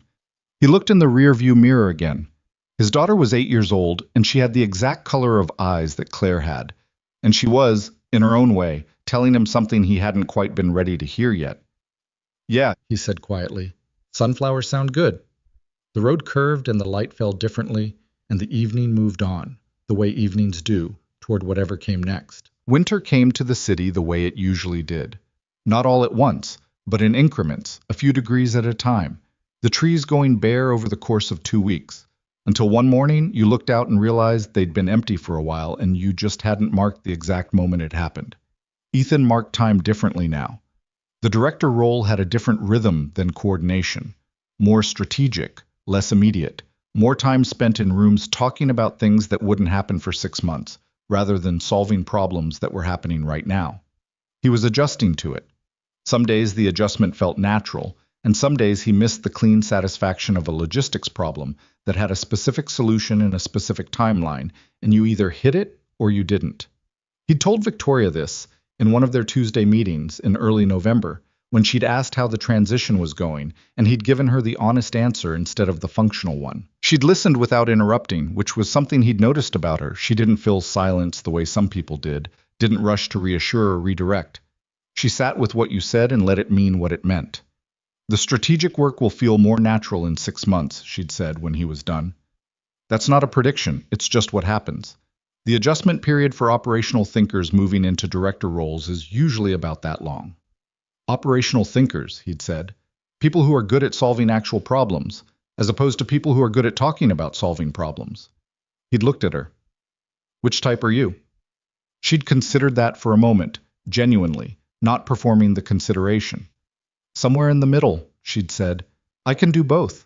I'm better at one than I think I am, and worse at the other than I tell myself. Which is which? I'll let you figure that out. I was still figuring it out, partly because she was not a simple person to figure out, and partly because he found, increasingly, that he wanted to. The thing between them built the way things built when two people were being careful, slowly, with long pauses, in the particular oblique way that people approach something they wanted but weren't sure they were allowed to want. Their professional relationship gave them a structure to operate within and occasionally to hide behind. And they both knew they were doing that, and neither of them called it out directly, because calling it out directly would have required one of them to say something that the other one could then respond to, and they were not quite there yet. What they were doing instead was this: Tuesday meetings that ran 20 minutes longer than they needed to. Coffee brought without asking because she'd learned how he took it, and he'd learned the same about her. A text on a random Wednesday evening from her about a Memphis contract issue, which was the professional justification, though the actual content of the text evolved over 40 minutes into something that had nothing to do with Memphis. A Saturday afternoon in early November when he'd mentioned, in passing, that Lily had an art show at the school community center, and she'd shown up, not announced, just arrived, standing in the back of the room, in a coat that was wrong for the weather because she'd clearly come straight from somewhere else and hadn't planned to stay long, and then stayed for the whole thing. Lily's art show consisted of 15 children's paintings displayed on a clothesline strung across a community room that smelled like paste and old carpet, and it was objectively not the most sophisticated cultural event Victoria Sterling had ever attended. She'd stood next to Ethan while Lily explained each painting with the focused intensity of a person presenting a doctoral thesis, and Victoria had asked the right questions, not condescending, not performing interest, but actually looking at the paintings and responding to what was in them. And Lily had noticed the difference immediately. Kids always noticed. They were better at detecting genuine attention than most adults. The three of them had gone for burgers at a place near the school that had checkered tablecloths and a jukebox that still worked, and Lily had eaten approximately one full burger and talked continuously for 40 minutes about her plans for the spring garden, the sunflowers, and also a project she was doing about insects for school, and also a new development with Professor Buttons the hamster, which apparently involved Professor Buttons having escaped his cage twice in the past week. Victoria had listened to all of it. She'd asked, at one point, whether hamsters could be trained, which had launched Lily into a detailed explanation of hamster psychology that she seemed to have researched thoroughly, and which was completely and endearingly wrong in several ways that Victoria had gently not corrected. On the drive home, Lily had fallen asleep in the back seat again. The same jacket tucked around her, the same complete and total unconsciousness. And Ethan and Victoria had sat in the front of his truck in the parking lot outside her building for 20 minutes after he'd pulled up, talking about nothing important. Both of them aware that the conversation was not really about what it was ostensibly about, and neither of them quite ready to acknowledge that. When she finally got out, he said, "Thank you for coming to the show." She said, "Thank you for mentioning it." She meant, "Thank you for leaving the door open." He said, "She's going to want you at the spring one too." He meant, "I'm going to want you there too." She said, "I'll be there." She meant all of it. She went inside and he drove home, and neither of them said the actual thing. But the actual thing had been said anyway, in that imprecise and deniable way that people use when they are being careful with something they don't want to break. November became December, and December was complicated by the restructuring contract negotiation, which was real work, demanding and occasionally contentious, and which put Ethan and Victoria on the same side of a table facing external consultants who had not previously encountered a CEO and a director of operations who were quite so aligned on priorities. The lead consultant from the bidding firm, a man named Garrett, who had the particular brand of confidence that came from having been in a room telling people what to do for so long that he'd forgotten other people were allowed to have opinions, made the mistake, in the second negotiation session, of directing all his responses to Victoria and visibly discounting Ethan's objections to the proposed staffing model. Ethan had objected, clearly and specifically, to a clause that restructured the Eastern Hub's overnight coordination under a subcontracted team rather than Caldwell's own staff. He'd laid out the operational risk in 4 sentences, which was about 3 sentences more than it needed. Garrett had smiled the smile of a man managing an inconvenience and said, "I understand the concern, but this is fairly standard in restructuring models of this scale. Victoria, the cost analysis on page 7 addresses most of—" "He raised a specific operational objection," Victoria said. She said it without heat, just as a fact. "Address it." Garrett looked at her, then at Ethan, then back at her. "The subcontracted team has—" "He said the overnight coordination risk wasn't addressed in the staffing model," Ethan said. "That's not a cost question. Answer the operational question." Garrett answered the operational question. Not well, as it turned out, because the answer revealed that the staffing model hadn't actually accounted for the overnight coordination handoff in the way Ethan had identified, and by the end of the session they'd agreed to revise that clause in a way that cost the consulting firm a meaningful portion of their proposed implementation fee. In the elevator after, walking down to the parking structure, Victoria said, "That was a good catch." "It wasn't a catch," he said. "It was in the model the whole time. Someone just didn't read it." "Garrett didn't read it." "Garrett's firm put it together. It's the same thing." She looked at him sideways. "You enjoyed that?" He considered. "A little," he said, which was probably the most he'd admit to enjoying anything. She laughed, an actual laugh, unguarded, the kind that happened when something was genuinely funny rather than politely funny. It caught him slightly off guard, and he looked at her sideways in return. "What?" she said. "Nothing." He looked forward again. "You should do that more." "Do what?" "Not manage your reactions." She was quiet for a moment. The elevator reached the parking level and opened. They walked out into the dim concrete space with its particular cold and its echoes. "I don't—" she started. "You do," he said, not unkindly. "Most of the time you decide what to show before you show it. It's a good skill. It's also slightly exhausting to be around." She stopped walking. He stopped too, because she'd stopped. She looked at him. He looked back. This was one of those moments, she'd had a few of them with him by now, where he said something true that no one else in her life had said, and she could either deflect it or she could sit with it. "My mother told me when I was 12 that I was too much," she said. "Too loud, too opinionated, too much." She said it flatly, the way you said things that had been sitting in you long enough to lose their sting on the outside while keeping all of it on the inside. "I learned to calibrate." He was quiet for a moment. "You're not too much," he said. "You're enough. You just show it in installments." She stood in the parking structure and felt something she hadn't quite felt before in his presence. Not warmth exactly, though that was part of it, but the specific sensation of being seen accurately, which was different from being seen kindly and different from being seen clearly, and was somehow more than both of those things combined. "Ethan," she said. "Yeah. I'm going to say something." "Okay." "I don't know how to do this." She gestured slightly between the two of them. I'm not good at this part. The personal part. I can run a company, I can build a fraud case, I can negotiate a contract in 3 languages. I'm not good at—" She stopped. "I'm telling you so you know, before this goes further, however far this goes." He looked at her for a long moment. His expression did the thing it occasionally did. The controlled surface and the warmth beneath it that came through anyway, if you were paying attention. "I'm not either," he said. "I've been doing everything myself for 5 years. I don't ask for help. I don't let people in easily. I tell myself it's for Lily's sake, that I don't want to disrupt her life, but most of it is just—" He paused, searching for the honest word. "Fear. Old fear, dressed up as practicality." She said nothing, let it land. "So we're both bad at it," he said. "Yes." "Okay." He said it the way he said most things, with a quiet finality that was not indifference but acceptance.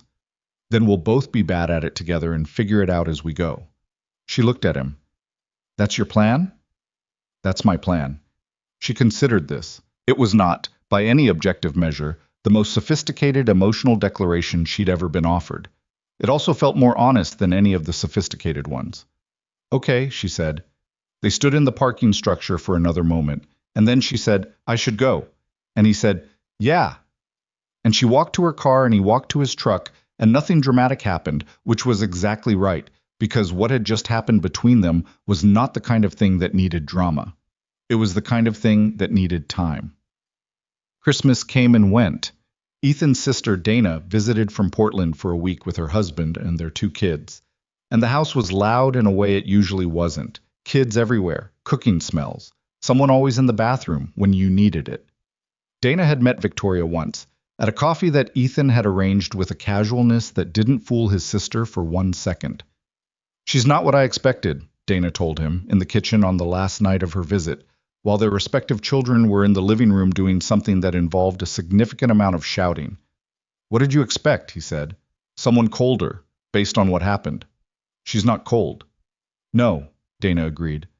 She was quiet for a moment, washing dishes with the focused energy of someone who was thinking about something else. "She looks at you like she's still figuring you out." "She is still figuring me out." "So are you, with her." Dana handed him a wet plate to dry.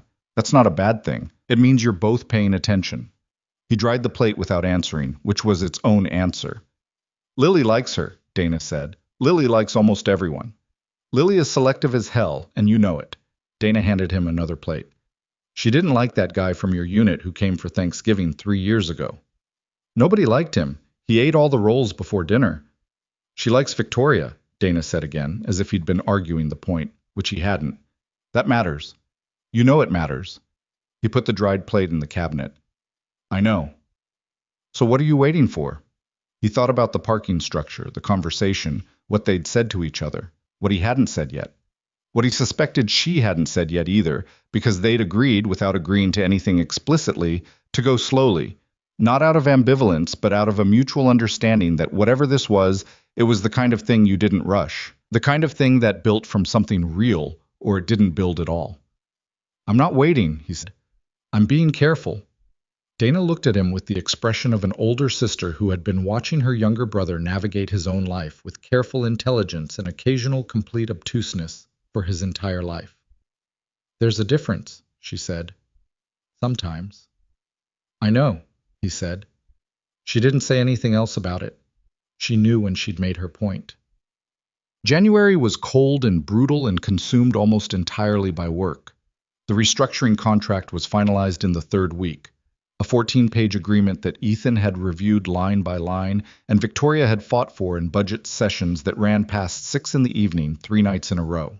When they signed, it was a Tuesday afternoon, and afterward Ethan went back to his office and stood at the window looking at the parking structure and felt, for the first time since the contract process started, like he could breathe at a normal depth. Victoria texted him 20 minutes after the signing. "Memphis gets their 2 coordinators. Budget approved." He texted back. "I know. I was in the room. I wanted to tell you directly." He looked at that for a moment, then, "Thank you. You did the work. Thank yourself." He put his phone down and went back to the projections he was building for Q2. Marcus knocked on his door at 4 to ask about the hub staffing calendar, and they worked through it for 40 minutes.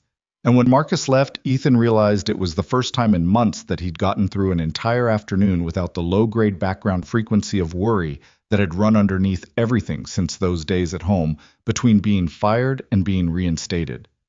He was here. He'd built something. He'd taken the job that was offered and done it in the way he did everything. Not brilliantly, not showily, but completely, with full attention and full commitment. And it had mattered. He called Lily from the parking lot on his way to the car. "How was your day?" she said, immediately and without preamble, which was how she always answered his calls.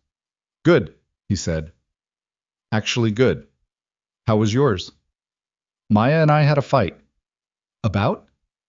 "She said hamsters are boring pets, and I said that was a deeply ignorant thing to say. She's not wrong that they're not the most interactive pets." "Daddy, but you're also not wrong that it was ignorant." He unlocked his truck. "Did you work it out?" "We agreed to disagree." A pause. "Which means she thinks she won." "Did she?" "Of course not." The confidence was complete and unaffected. "Are you coming straight home?" "Yeah, you want anything specific for dinner?" "Could we have pasta?" "We could have pasta." He got in, started the engine. "Lily." "Yeah?" "Good day," he said again. Just that. She knew what he meant. "Good," she said. "I'm glad." Basim. February came in cold and went out colder. Victoria's birthday was the 14th. He found this out from Priya, not from Victoria, because Victoria was not someone who announced personal information readily. And he thought about what to do with that information for approximately a week before deciding to do the most straightforward thing, which was bring coffee to her office on the morning of and set it on her desk and say, "Happy birthday." She looked up from her laptop, looked at the coffee, looked at him. "Who told you?" "Priya." "I'm going to speak to Priya." "Don't." I asked her. She was being helpful. He sat across from her desk. "Any plans?" "No." She said it without self-pity, which was how she said most things. "My mother called this morning. We talked for 7 minutes." He looked at her. 7 minutes? "We run out of things to say." She picked up the coffee. "It's fine. We've always been like that." He thought about what she'd said in the parking structure. "My mother told me when I was 12 that I was too much." He thought about the very specific damage that a specific kind of parent could do to a person, and how that damage went quiet and underground and then showed up in the way you managed your reactions, the way you rationed what you let people see. "Come for dinner," he said. She looked at him. "Just dinner," he said. "Lily's making pasta. She's been making it every week since February started because she's decided she's Italian now." Victoria's mouth moved. "She's decided she's Italian." "Don't ask. It involves a documentary she watched about Rome." He looked at her steadily. "Come for dinner, birthday dinner. Lily will be very proud of the pasta, and you won't have to talk to anyone about work." She sat with it for a moment. He could see her doing the thing, calibrating, deciding what to show. And then he saw her make a different choice, the one that didn't hide. "What time?" she said. 7. "I'll bring wine." "Lily will want juice." "I'll bring both." She came at 7 with wine and a juice box. Actually a juice box, the kind with the little straw, which she presented to Lily with such perfect gravity that Lily received it with equal gravity and immediately incorporated it into the dinner table setting as if it were fine crystal. The pasta was good, not perfectly al dente, a little too much salt, which Ethan noticed and didn't mention, and Lily had already moved on from anyway, because she was explaining the architectural genius of the Colosseum to Victoria, who was listening with the expression of a person who was genuinely learning things. After dinner, Lily helped clear the table. She'd recently decided clearing the table was beneath her in some vague 9-year-old way, but for some reason she cleared it tonight without being asked. And then she said, with studied casualness, "I'm going to do my homework," and disappeared to her room, which was not subtle, but was so transparently well-intentioned that neither adult could do anything but exchange a look. The look lasted a half-second longer than looks usually did. "She's not doing homework," Victoria said. "She finished her homework at 4, Ethan confirmed. "She's giving us space." "Yes." "She's 8. 8.5, he said. "She'd want me to be precise." Victoria turned her wine glass in her hands. Outside, the winter had settled into the quiet it got after 10. No wind, just cold, the kind of still that made interior spaces feel more interior. The kitchen light was warm and slightly yellow. The good kind of kitchen light that forgave everything and made people look like the best version of themselves. "Ethan," she said. "Yeah." "I was wrong about something." He waited. "I told you in the parking structure that I wasn't good at the personal part." She was looking at the table, then looked up. "That's true. But I think I've been using it as a reason to go slowly, when actually I'm just scared." He said nothing. Let her finish. "I'm scared that that what my mother said will be true. That I'll be too much or not enough, or that I'll be better at the idea of this than the reality of it." She paused. "I've done that before. Been better at the idea of something than the actual daily work of it." "Everyone's done that," he said. "I know. I'm just telling you, so you know what you're working with." He looked at her for a long moment. He thought about what it cost her to say that. A woman who ran a company, who'd built a fraud case from raw data and taken it to a board and won, who managed her expressions before she showed them and had been doing it since she was 12 years old. He thought about what it took to set that down and say, simply, "I'm scared." "Claire died when Lily was 3, he said. She went very still. I haven't talked about her much. With anyone." He turned his coffee mug in his hands, the same way she'd been turning her wine glass. She was practical. She didn't make things complicated. She just figured out what needed to be done and did it. He paused. "After she died, I think I decided that if I didn't let anyone close, I couldn't lose anything else. And then I told myself it was for Lily, because that's a cleaner story. But it wasn't only for Lily. He looked up. She was watching him with that quality of absolute attention she had, the kind that made you feel like what you were saying was the only thing in the room. I'm telling you because you told me, he said. So you know what you're working with, too. She said, she sounds like she was good. She was, he said. She was. A silence. Not empty, not uncomfortable. The kind that came after something true. Then Lily's voice from down the hall, perfectly pitched to Carrie, "Is everything okay out there?" Ethan closed his eyes briefly. "Yes, Lily. Just checking." A pause. "I found a really interesting fact about the Roman aqueducts if anyone wants to hear it." Victoria pressed her lips together, suppressing something. "Sure," Ethan said, in the patient tone of a man who had been parenting alone for 5 years and had developed a capacity for patience that was more genuine than most. "Come tell us." Lily appeared in the kitchen doorway in her pajamas, holding a library book about ancient Rome, her hair coming out of a braid in all directions, completely and utterly herself.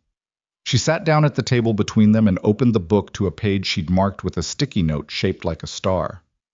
"Okay," she said, "so the Romans moved water uphill, which should be impossible." "Should be," Victoria agreed, "but they figured it out." Lily pointed at the diagram. "Because they were really stubborn." Ethan looked at his daughter. He looked at Victoria, who was looking at the diagram with genuine attention, her chin resting in one hand, the carefully managed distance she normally carried completely absent. He thought, stubborn people figure it out. He thought that was probably true about most things worth figuring out. He got up and poured himself more coffee, and the evening settled into something warm and ordinary and specific to this kitchen, this table, these 3 people, imperfect and cautious and moving toward each other anyway. The way you moved toward things you actually wanted, not in a rush, but without stopping. Spring arrived without announcement, the way it always did. Not on the calendar date, but on some random Tuesday, when you walked outside and the air was different, warmer and carrying something green in it, and you realized that winter had stopped while you weren't paying attention. Lily noticed first. She noticed most things first. She came into the kitchen on a Saturday morning in late March with her boots already on and a trowel in her hand and announced that it was time to plant the sunflowers, and that this was not a suggestion, and that she had already looked up the optimal soil depth for sunflower seeds in their region and written it on a piece of paper that she was now placing on the kitchen table in front of Ethan's coffee cup. He looked at the paper. She had drawn a small sun in the corner, which was either decorative or instructional. He wasn't sure. "Victoria's coming at 11, she said. He looked up. "I didn't know that." "I texted her." He set down his coffee cup. "Lily, you can't just—" She said yes. Lily's expression was the particular combination of innocence and complete absence of apology that she'd been deploying since approximately age 4. "She's bringing soil amendment. I told her what kind." Ethan looked at his daughter. He thought about saying something about boundaries, about not making decisions for other people, about the fact that he was the adult in this household. He thought about all of that, and then he picked up his coffee and said, "How do you know what soil amendment is?" "I looked it up." She picked up the paper with the planting instructions and tucked it into her jacket pocket. "Also, she wants to come. She said she'd been waiting for the garden to be ready." He looked at the table. Outside, the morning light was coming through the kitchen window at the angle it got in spring, different from winter light, more direct, more willing. The garden bed was there in the backyard, visible through the glass, the soil from the previous fall still dark and waiting. He thought about what Victoria had said in December, in the parking structure. "I'll let you know when it's ready." He'd said that, and what she'd said, "I'd like that." It had been 4 months. He supposed that was ready. "Fine," he said. Lily was already heading for the back door. What? She arrived at 11:10 in jeans and a jacket that was not the one she'd taken from his truck in the storm. That one was still in his hallway closet, where it had quietly taken up residence sometime around December, and where neither of them had suggested it should leave. And she was carrying a bag with the soil amendment, and also, because she was Victoria, a copy of the morning paper and coffee in a thermos, because she'd thought the drive would take longer than it did. She handed him the thermos. He took it without commenting on the fact that she'd brought it, which was how they'd gotten good at things. Not remarking on the gestures, just accepting them, because the gesture was the thing, and remarking on it would have turned it into something smaller. Lily materialized from the backyard, trowel in hand, and said, "You got the right amendment." "You gave me very specific instructions," Victoria said. "People don't always follow specific instructions." "I usually do." She looked at Lily with the level seriousness that Lily had decided, sometime in the past few months, was the appropriate way to be addressed. "Are we doing the whole bed or just the south side?" Lily considered her. "You've been reading about sunflowers." "A little. The south side gets better light." Lily turned and walked back toward the garden. "Come on." They spent 2 hours in the backyard, the three of them. It was not elegant work. The soil from the previous fall had compacted through winter and needed breaking up. And Lily's understanding of optimal seed depth turned out to be slightly more theoretical than practical.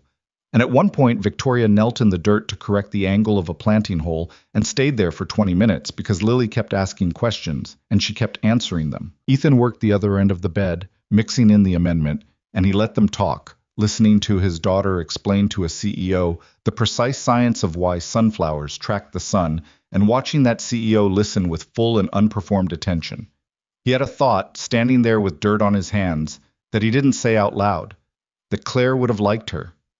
He hadn't been able to think that about anyone in 5 years without it feeling wrong.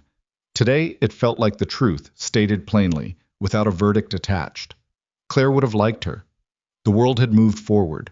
Both things were true, and neither one canceled the other. He worked that soil until the thought settled in him fully and became quiet. At some point, Lily went inside. She claimed to need water, but the real reason was the same reason she'd done her homework at 4 on Valentine's Day. And Ethan and Victoria were left alone in the garden in the spring afternoon. She was brushing soil off her hands. He was tamping down the last row of seeds. Neither of them said anything for a moment, and the quiet was the specific kind of quiet that had developed between them over these months. Not silence in the absence of things to say, but quiet in the presence of something that didn't need words right away. She said, "I've been offered another position." He stopped tamping. "From outside the company," she said. She was still looking at her hands, brushing dirt off her palms. "A private equity group. They want someone to turn around a mid-sized freight company in Boston. It's a significant offer." He looked at her. "When did this come in?" 3 weeks ago." She looked up. "I've been trying to figure out what to do with it." He sat back on his heels. 3 weeks ago. "I didn't know how to bring it up." He was quiet, doing what he did, sitting with it, not rushing the thought. "What do you want to do?" "I don't know." She said it honestly, which cost her something. He could see it cost her. "Part of me. The part that's been running toward the next thing for as long as I can remember. That part says take it. It's a bigger role, more autonomy. Boston is..." She paused. "Boston is far enough to be a clean start." "From what?" She looked at him directly. "That's the question I keep getting stuck on." He stood up, brushed the dirt off his own hands, looked at the row of seeds they'd put in, small, invisible under the soil, the complete opposite of what they'd eventually become. "Do you want to go?" he said. Not an accusation, a real question. She was quiet for a long moment. A bird was doing something enthusiastic in the maple tree at the edge of the yard. The afternoon had gotten warmer in the way spring afternoons did, incrementally, and the light was doing something generous across the whole yard. "No," she said. And I don't entirely trust that answer because I've talked myself into staying in the wrong places before because I was afraid to move. So I don't know if I'm staying because I want to stay or staying because I'm afraid. "What's here," he said carefully, "that wasn't in the wrong places before?" She looked at him for a moment that was long enough to mean something. "You know what's here," she said. He did know. He said, "I'm not going to tell you to stay. I want to be clear about that." "I know." She said it without reproach. "I'm not asking you to." "But I want you to know," he said, and his voice had the quality it sometimes had, the flat surface and the real thing underneath it, that whatever you're trying to figure out here, whatever this is, it's real. For me, it's real. I haven't said that directly. I'm saying it now so you have it as information, to do whatever you want with it. The bird in the maple tree kept at it. Somewhere inside the house, Lily was almost certainly pressed against the kitchen window, watching. Victoria looked at him, and she did the thing that she'd been learning to do since December. She didn't calibrate first, didn't decide what to show before she showed it. She let him see the whole thing, the uncertainty and the wanting and the fear and the specific joy of being in this backyard on this afternoon with these people, all of it simultaneously, none of it managed. "I'm staying," she said. "Not for you specifically, for the whole of it, for the job I built, and the case I won, and the team I'm not done with." She paused. "And yes, for you, and for Lily, for all of it." He nodded. He didn't immediately say anything because he was the kind of person who let things land before he responded to them. Then he said, Okay, she said. "You should call them back." "I will. Today, if possible. Those things get more complicated the longer." "Ethan," she almost laughed. "I know." "Right." He looked at the garden bed. "You have dirt on your face." She touched her cheek, found it, rubbed at it ineffectively with the back of her hand and made it slightly worse. He reached over and, with the corner of his sleeve, cleared it. It took approximately 2 seconds. She went very still while he did it, and then he stepped back. And they stood there in the afternoon with the seeds in the ground, and the maple tree's first pale green buds overhead, and everything said that needed to be said, for now. The back door opened, and Lily appeared. She looked at the two of them. She looked at the garden bed. She looked at Ethan's sleeve, which now had a small smudge of dirt on it. "Did you plant all the rows?" she said. "All of them," Victoria confirmed. "Good." Lily came down the steps. She walked up to the garden bed and crouched down and looked at the surface of the soil with the gravity of a person inspecting their work. And then she stood up and said, to no one in particular, "They're going to be really tall." "They will," Ethan said. Lily looked at him, looked at Victoria, looked back at the garden. "I'm making lunch," she announced. "I'm going to try a frittata. I watched a video." "A frittata?" Victoria said. "It's Italian." She said it with full confidence. "I know what I'm doing." She went inside. The screen door bounced twice behind her. Ethan and Victoria stood in the spring afternoon looking at the garden bed. And after a moment, Victoria said, "What are the odds on the frittata?" "Honestly," he considered, 60-40. "In favor?" 60 against. He picked up the trowel. "But she'll be proud of it either way." "Then I'll eat it either way." They went inside.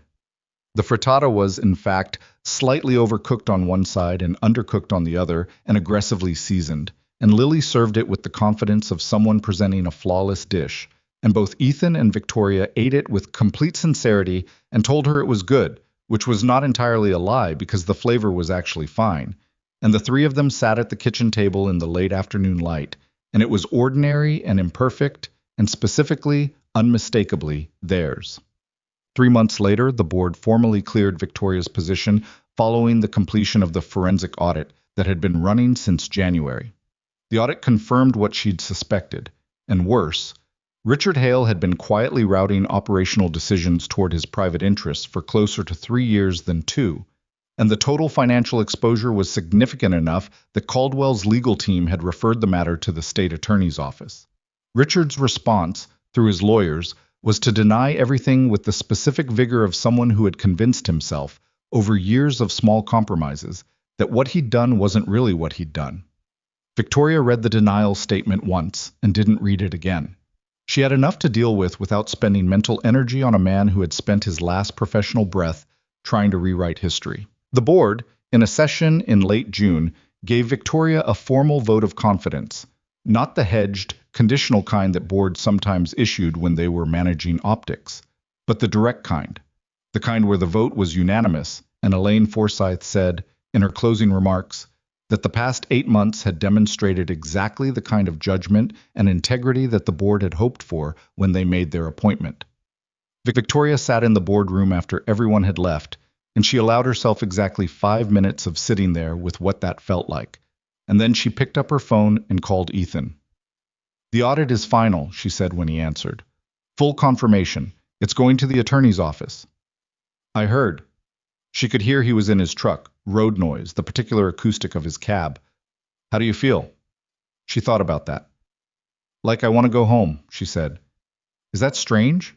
I thought I'd want to celebrate or something. I just want to go home. A pause. Come here then. He said it simply. You're driving. I'm almost there. Lily's art show is tonight, remember? She'd remembered. She'd had it in her calendar for 3 weeks. I haven't missed one yet. No, he said. You haven't. She drove to the community center through the June evening, the city doing what it did in early summer. Slower, looser, people on sidewalks and in doorways, the light still going strong at 7:30. She found a parking spot and walked in, and Lily found her before she found Ethan, coming at her from across the community room with paint in her hair and a program clutched in one hand. You're here, Lily said, the way she always said it. Not surprised, but satisfied, like a prediction confirmed. I'm here. Victoria crouched down. Is my painting in the show?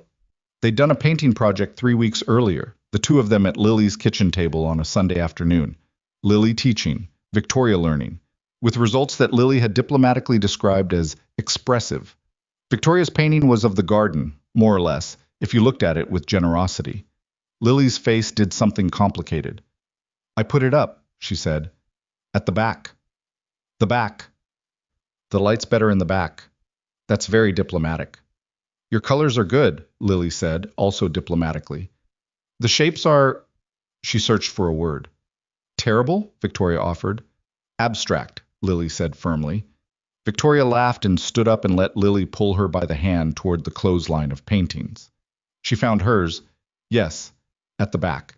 Yes, the shapes were not good, but the colors were. She'd meant what she said about that. And next to it was Lily's painting, which was, objectively, remarkable for a 9-year-old. It was the maple tree, the one in the backyard. Painted in that specific late afternoon light with the first green buds of spring, 3 figures barely suggested at the base of the trunk. Small enough to be symbolic rather than literal, but present. Victoria stood in front of it for a long moment. Ethan appeared at her shoulder. She heard him before she saw him, the specific sound of his presence, unhurried, solid. He looked at the painting. She finished it last week, he said. She wouldn't tell me what it was until she was done. It's the backyard, Victoria said. Yeah. In spring, when we planted. Yeah. She looked at the 3 small figures at the base of the tree. She thought about what it meant that a 9-year-old had seen that afternoon as a thing worth painting, as a thing worth commemorating, and she thought about all the ordinary afternoons that accumulated into a life, and how you couldn't always identify the important ones while they were happening. You just had to show up and pay attention and trust that the important ones were in there. She said quietly, so only he could hear. She put us in it. She did, he said. All 3 of us. All 3 of us. She didn't say anything else. Neither did he. Lily reappeared from somewhere with a cup of juice and a program she wanted them to look at, and the evening continued the way evenings continued, full of small things that were not small. The sunflowers came up in July. Lily had been checking them with religious devotion since May. Every morning, before school, a quick trip to the garden bed, reporting back to whoever was in the kitchen with updates that ranged from still nothing to something is happening to, I can see 2 of them for real now. Ethan had put in tomatoes again, and peppers this time, and whatever the opposite of agricultural talent was, he appeared to have it, because the tomatoes were already looking skeptical, and the peppers had staged what appeared to be a philosophical objection to existence. The sunflowers, Lily's sunflowers, were not skeptical. They came up straight and fast, and by mid-July 3 of them were taller than Lily, and one of them was taller than Victoria, who went to see them on a Saturday in the 3rd week of July, and stood next to it for measurement while Lily took a photograph with Ethan's phone. It's taller, Lily confirmed.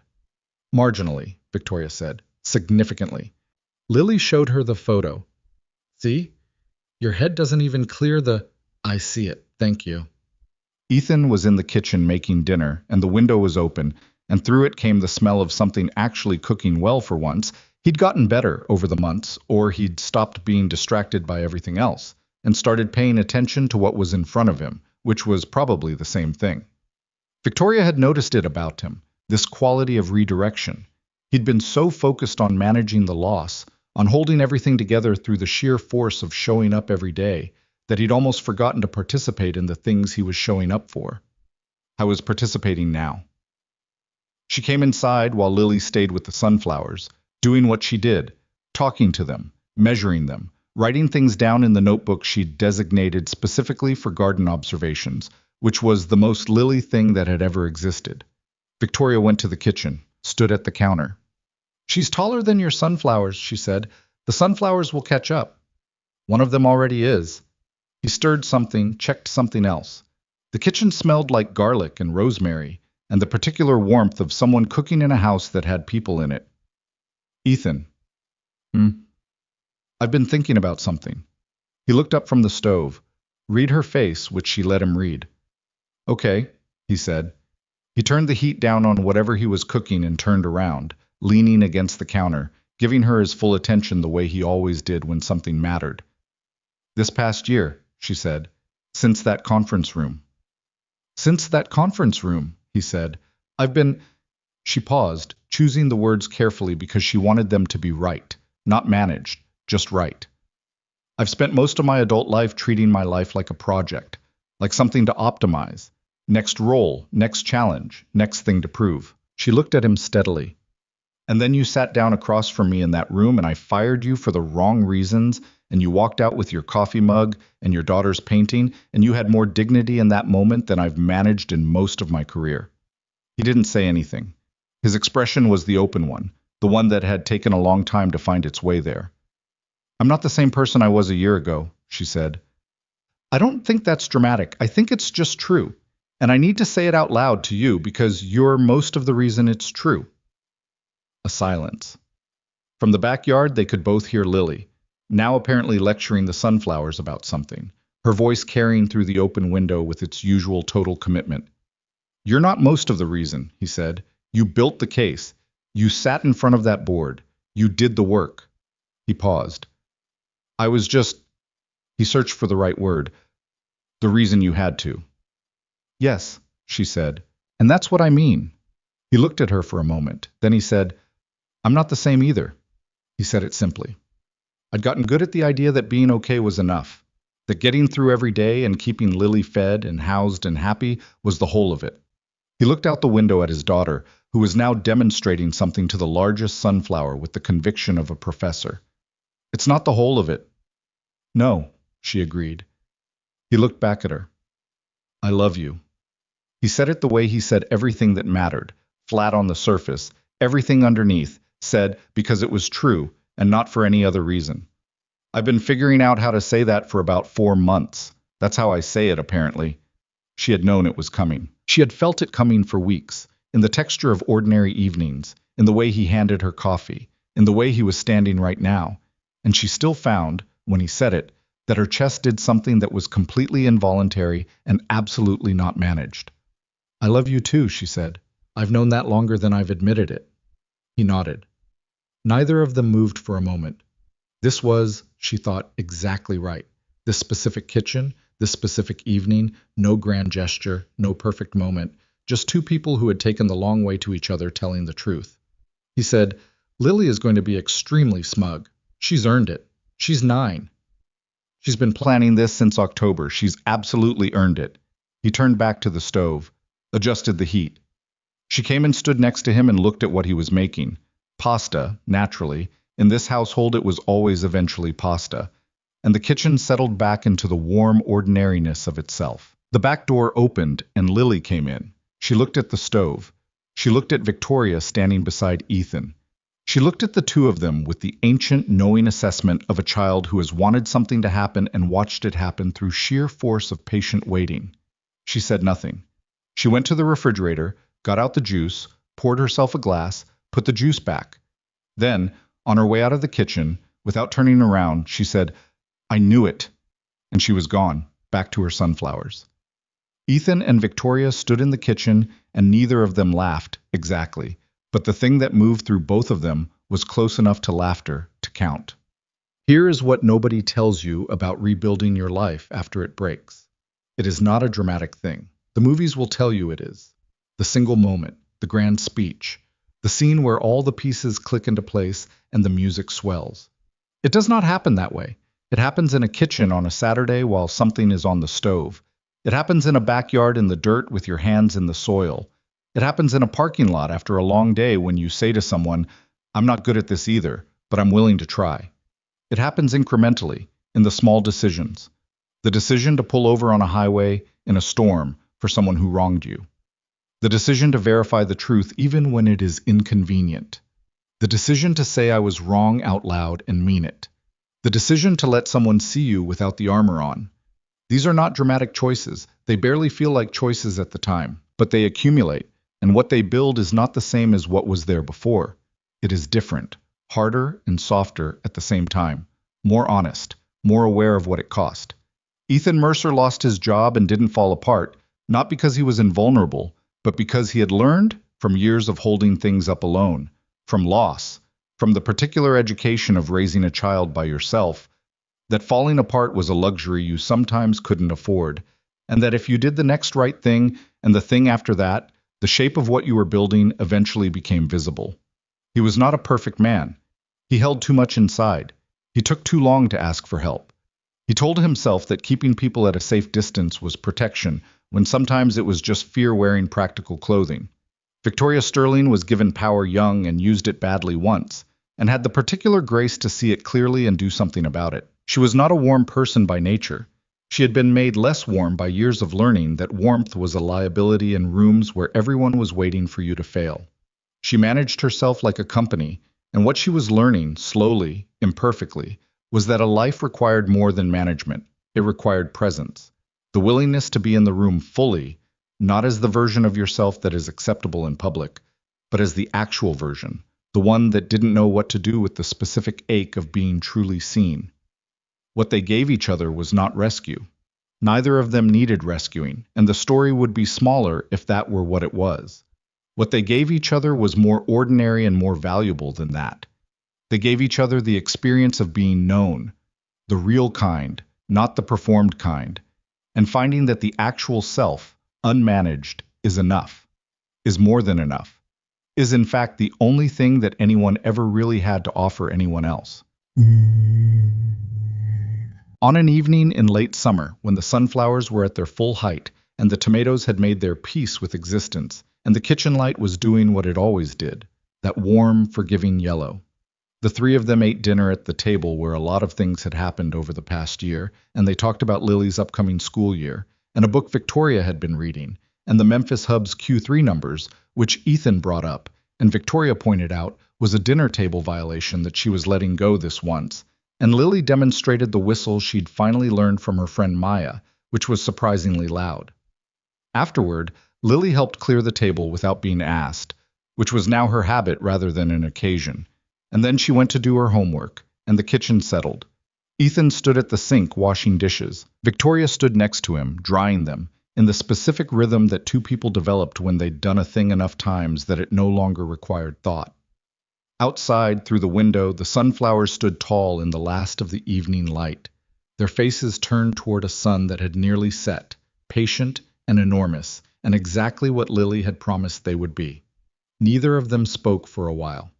Then Victoria set down the dish she was drying and looked out the window and said, "She was right." "About what?" "All of it." She paused. "They're really tall." Ethan looked at the sunflowers. He thought about a morning in October, a school parking lot, a small hand holding on, 5 more minutes, please don't go yet. He thought about what those 5 minutes had cost him and what they had, in the end, set in motion. I thought about how the worst thing that happened to you was sometimes the door to the best thing, not because the universe was tidy and just and arranged for your benefit, but because you were, in spite of everything, still capable of walking through a door. "Yeah," he said, "she was right." The dishes were done. The sunflowers held their ground outside in the last light. Somewhere down the hall, Lily was probably not doing her homework, and was instead researching something about Rome or garden science or the migratory habits of birds. And she was fine. She was completely and entirely fine. And the kitchen was warm, and the house was full, and everything that had been broken was not fixed exactly. You didn't fix loss. You didn't fix the years of going it alone. You didn't fix what fear cost you while you were doing it. But it was mended. The seam was visible, but it held. That was enough. More than enough. That was when you understood it clearly, everything.